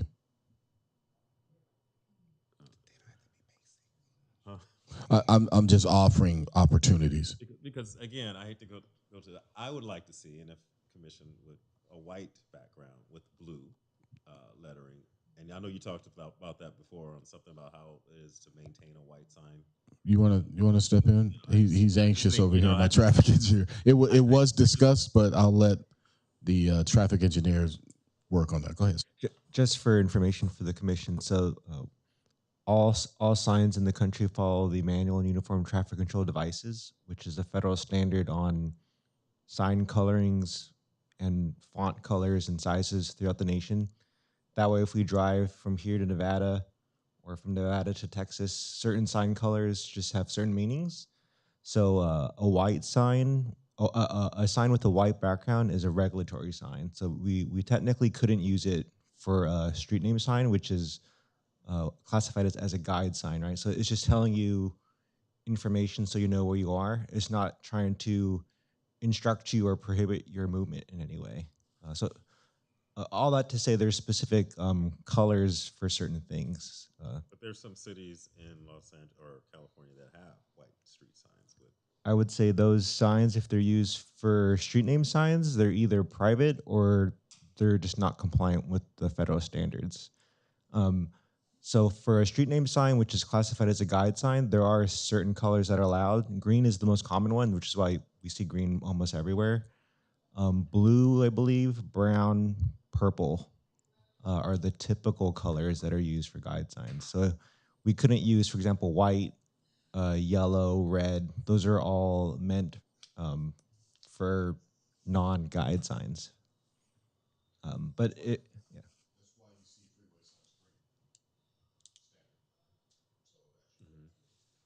Yeah, I get that, but I've seen white city signs. That's I understand the streets. I know brown is for more off road, but okay, I'm not gonna beat a dead horse.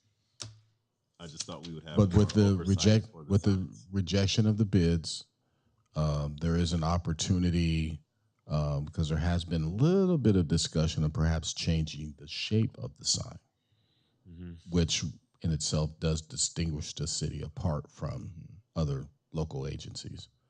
When you say But of course, shape, what do you? I mean, we've seen different shapes of signs that you have the one, like I get off in Duarte. Duarte has with a little bell shape on the top. Those are their street name signs. What would we have? Right We now, have it's- rectangle. Yeah. Does that impact the price? Look outside. Don't know. We'd have to look. Rectangle. It's rectangle. Your street signs. It's just rectangle. Green sign, white letters. Is it white letters? I'll show you. I'll show you on the way home. All right. Any other oral communications? I do. All right. Okay. I have a couple of concerns. One is on 603 East 220th Street. There's a what do you call it? A hole that's in the sidewalk. It looks like you know where you have the water meter or something. There's a hole in one of those that you can, get your foot caught in. Then there's another issue on 535 223rd Street. They have those metal plates on the sidewalk. Now, I know it has the orange writing, so I know over there that is considered the fiber optics in that area, so that's part of that sidewalk area. But the metal pieces, you can step on it. One part goes down, the other part's up, the other part is lifted, and that's a potential hazard and lawsuit. So we want to see if someone can actually go out and kind of investigate and look at that little area over there for that. And then also, when you were talking about Dominguez Street, you kind of gave me a little wake up. I came home last week and there were 2 accidents on Santa Fe Street. So Santa Fe is a known notorious street of people speeding down there. It's not just the takeovers, it's speeding. You have the truck traffic. So there was a fatality one night. That was one. Then the following day, there was another accident in the intersection just right before. So maybe there's something we need to look into of maybe reducing speed or figure out some type of way that can bring in some safety, something safety in that area. Because also I want to get a clarification. I had some residents, because I go to the community meeting on Dominguez Street. One section of the speed limit is 35. The other section is 25 on the same street. And that's a residential / trucking. So we're trying to understand, why is there a differentiation between the 2 speeds on one street within that straightaway? Because it makes the person's doing they're not doing 35. So you might say 40. When they get to the 25, they just keep going with the same speed. And so I want to see if we can get kind of like a little clarification on that, so I can bring it back to the next meeting next month. Staff has it down. We'll take a look at it. Okay.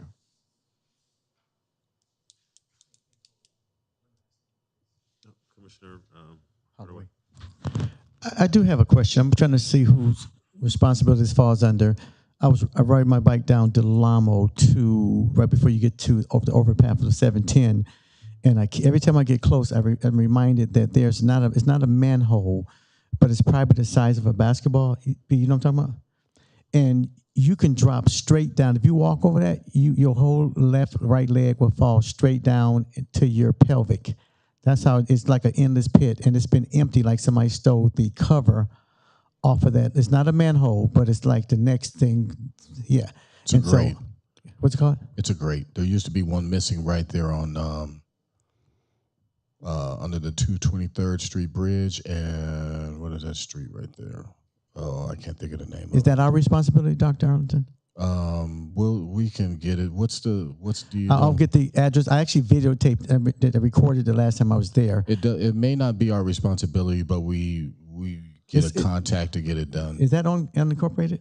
Yeah, it's right on. As soon as you cross Wilmington and Del Amo going east, it's before you get to Rancho Way on the left, and then Fordyce on the right. So it's before you go over the 710 freeway. And it's right, it's the last, right before the light. You literally, I got to dodge it with my bike, because if my tire going there, I'm going down 100%. Where's it going? Yes. Yeah. No, Susanna Road. Susanna Road. Yeah. So that area to the right-hand side where Smart Final is, that's City of Carson. Once you hit that street, it turns into Long Beach. You get across the street, it turns to Rancho Dominguez. You hit it left, it's Compton. So it's messed up right there. From up under that bridge, I know my father got two flat tires in City Long Beach, wouldn't pay for it, so I know. They don't want to repave that because it's inner city. It's like a whole bunch of different. So it's the path. I know exactly where it's at. So it's them. I ain't hit it.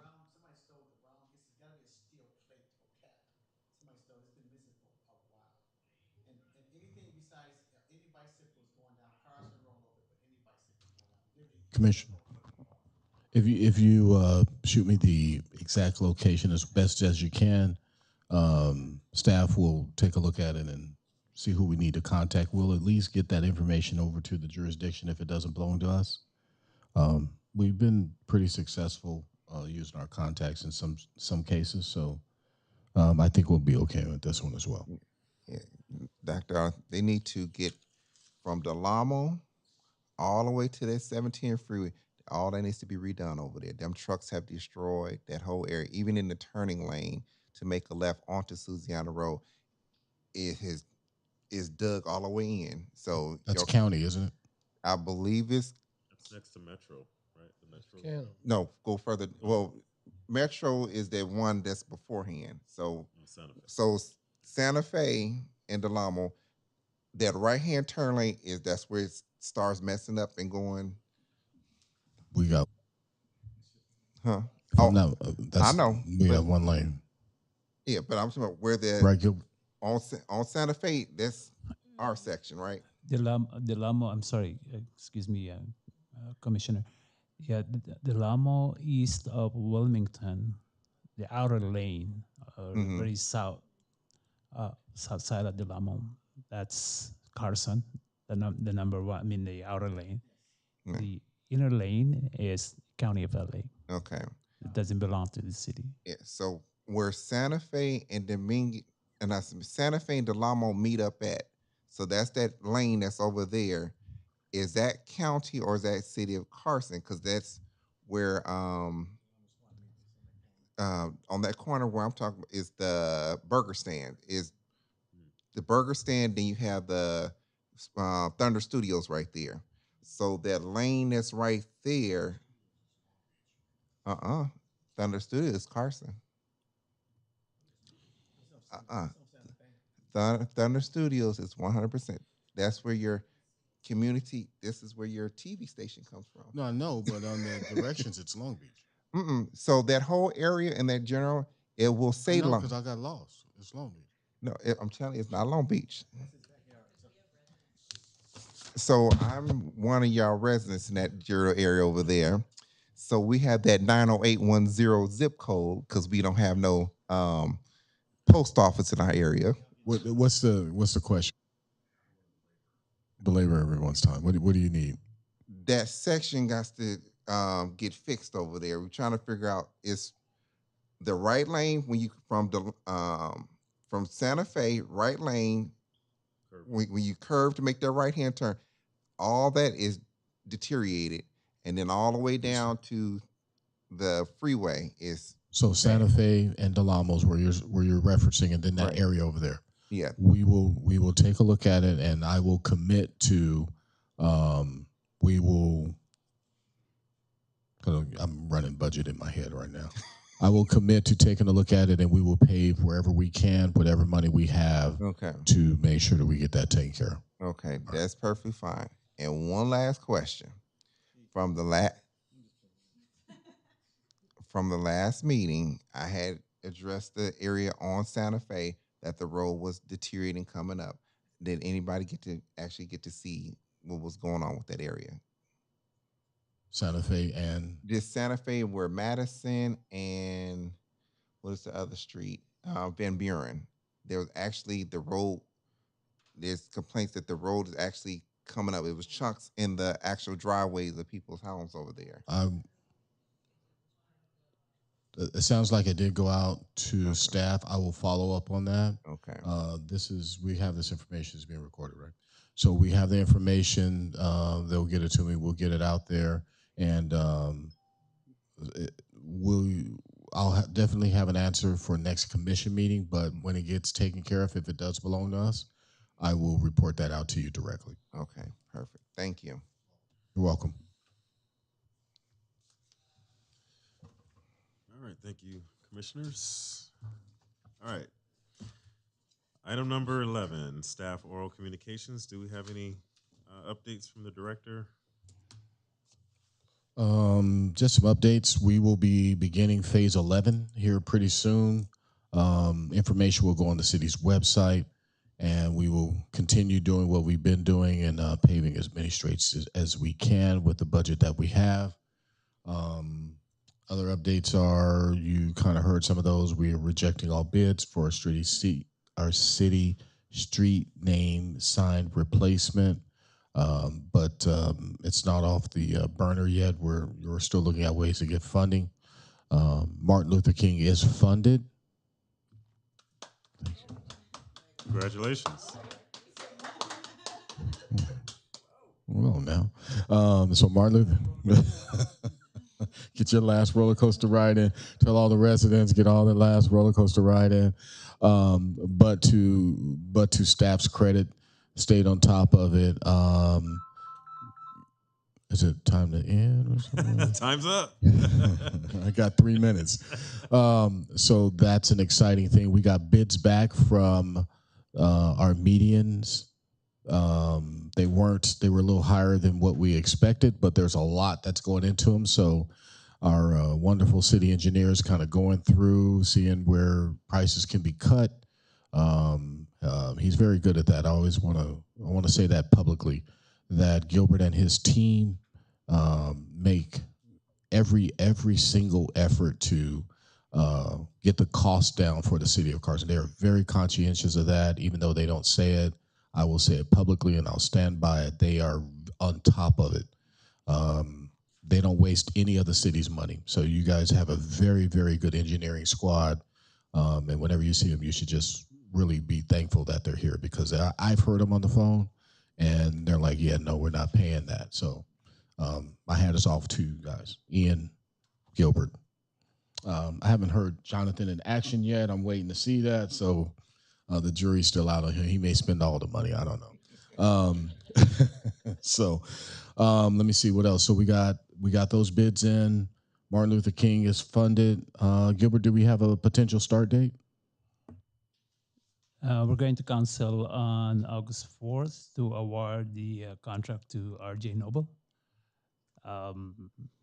Starting date, I would say September, October. Depends on.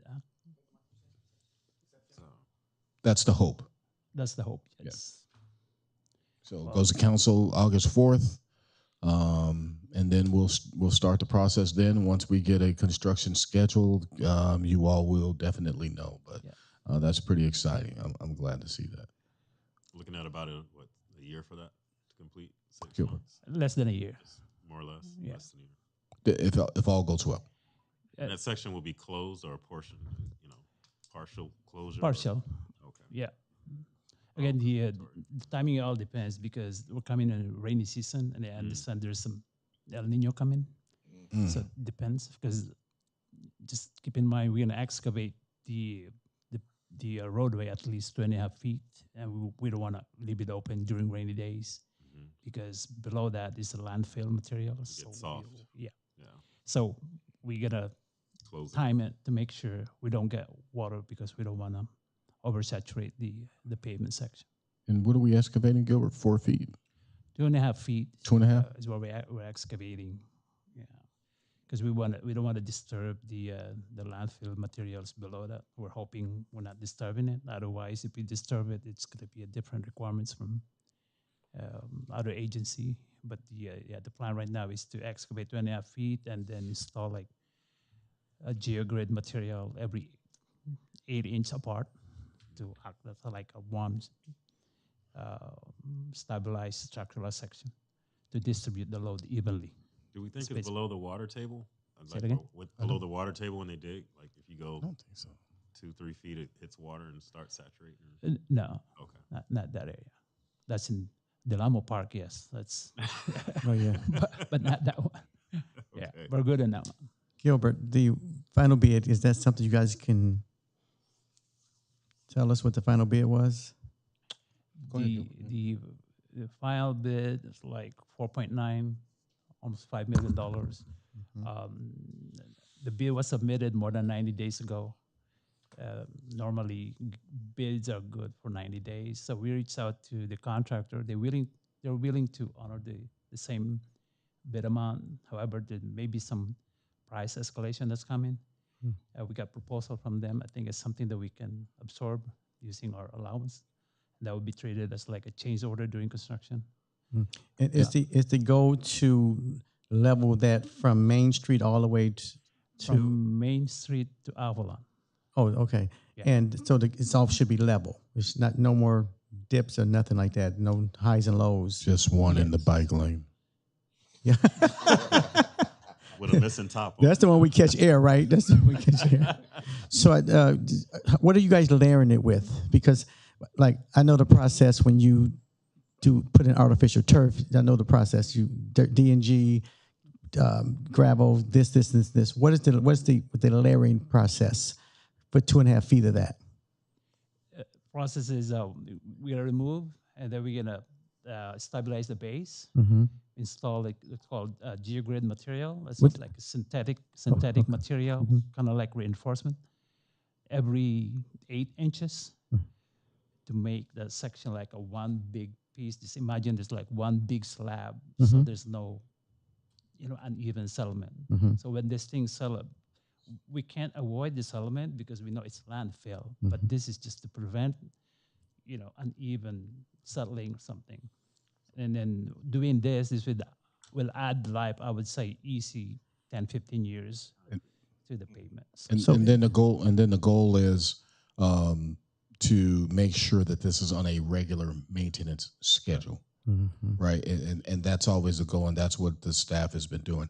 And what Gilbert just pointed out is just what I celebrated them on, which is he had a conversation with the vendor. If you know anything about construction, there's two things. One, that there's credibility with the staff, that the contractor was willing to hang in there with us. So staff gets a lot of credibility for that, for making sure they're paid on time, making sure they're taken care of, et cetera, good customer service to them.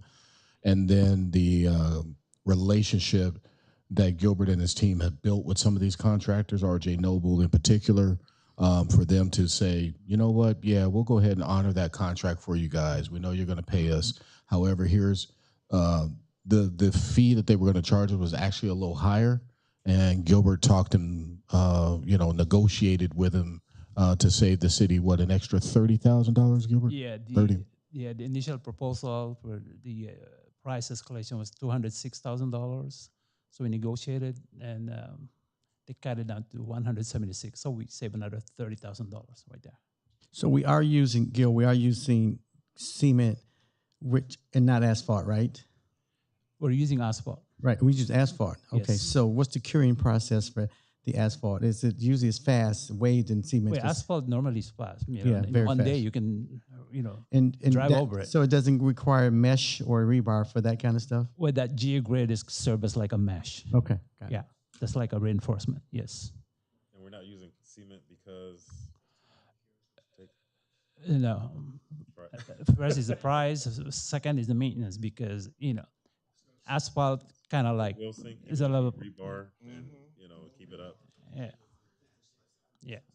No rebar, but the geogrid, as Gilbert was saying, acts like it, and it's only going to it's all will level at the same time. So you're not going to get the ripple effect. You're not going to stop it from sinking. It's a landfill. But with regular maintenance, you can continue to maintain that area and keep it so it's flat. No more roller coaster. Go ahead. No, I was going to say we're using SB1 fund for this. We actually reached out to the state, the California Transportation Commission. We request authorization to use that funding. That funding is supposed to be for other projects. But then again, we request authorization to allow us to use for Martin Luther King. We got authorization from the state. We presented to council last Tuesday, July 7th. Council approved it. So now we have go signal to use it for Martin Luther King. So this is why we're going on August 4th to award contract to RJ Noble.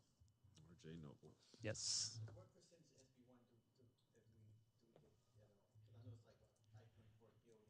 We can get that to you. I don't want to give a number out that's inaccurate, but we can get that to you and have it ready for next meeting. Yeah.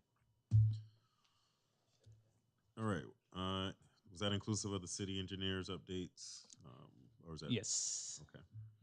And public works and operations and maintenance, we've already went over that. Gave you that. Basically, that's phase 11 that we're going to get started. Okay, all the above here. And public works fleet maintenance updates. All right. Fleet maintenance, we've surplused a lot of vehicles and unused equipment, and that's pretty much the update for fleet.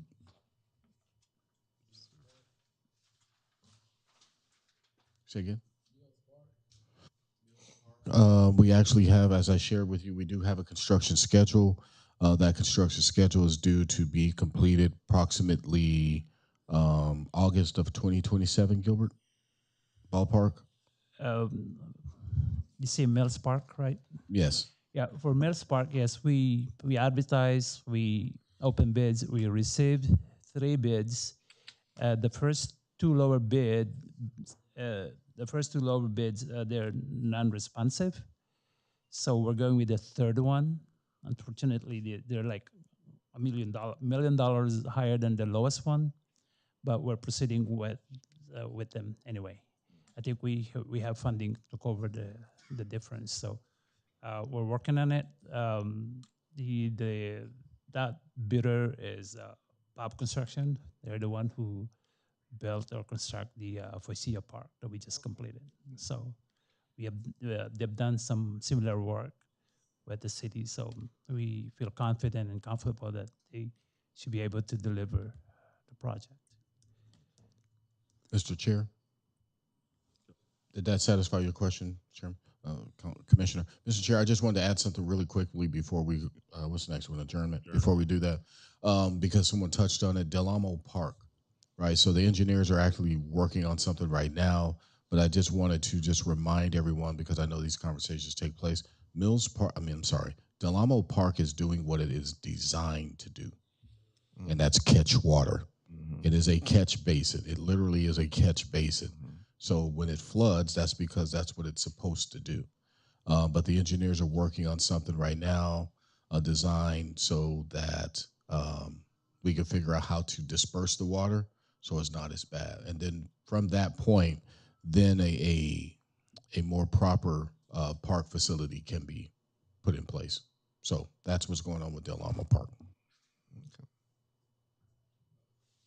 Can I say something to you about that? That's been my park for 44 years, and it's been a swimming pool when it rains, right?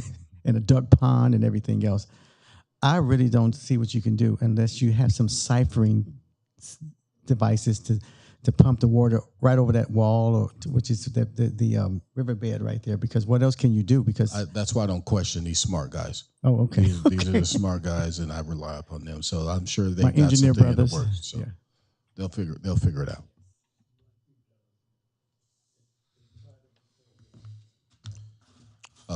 They've also tried to fix Martin Luther King before I got here. Oh, lastly, let me say this to you. Jonathan, Gilbert, Dr. Rogers, Ian, ladies, keep doing it. You guys doing an amazing job. I know sometimes we just get caught up in the conversations, but stuff is getting done. Somebody was on social media the other day going after Public Works and the mayor. They're no longer in our group anymore, abandoned for life. They said the streets are the worst streets in LA County. I said, no, let me stop you. So I give them the percentages. And I always tell people, be patient. It didn't get like this overnight. So you guys keep doing what you're doing. You're doing a hell of a job. It looks good. Especially when we ride our bikes, it feels good. Let me tell you something. So just keep doing what you're doing. Kudos to you guys. I love it. Thank you. Thank you for that, Commissioner. All right, so let's move to adjournment. Our next meeting is on August 10th, 2026, 6:30 p.m. Is there a motion? Oh, can I say one thing real quickly? Sure, go ahead. At the waste of the West Basin for the water for over there off of Walnut, they wanted me to tell you guys you did a phenomenal job on Walnut in that Avalon area. They said they couldn't believe how smooth the street was, and it made them feel better going to work. So I just want to let you guys know that. So if I can, I'm gonna try to get them coming here to say it. Okay, but they did tell me to tell you guys that. So we can go ahead. We can make a motion to go home. I'm You move fast. And I second that. Not a second, in no discussion. The meeting is adjourned. your first meeting back in is 3 hours. Here we go.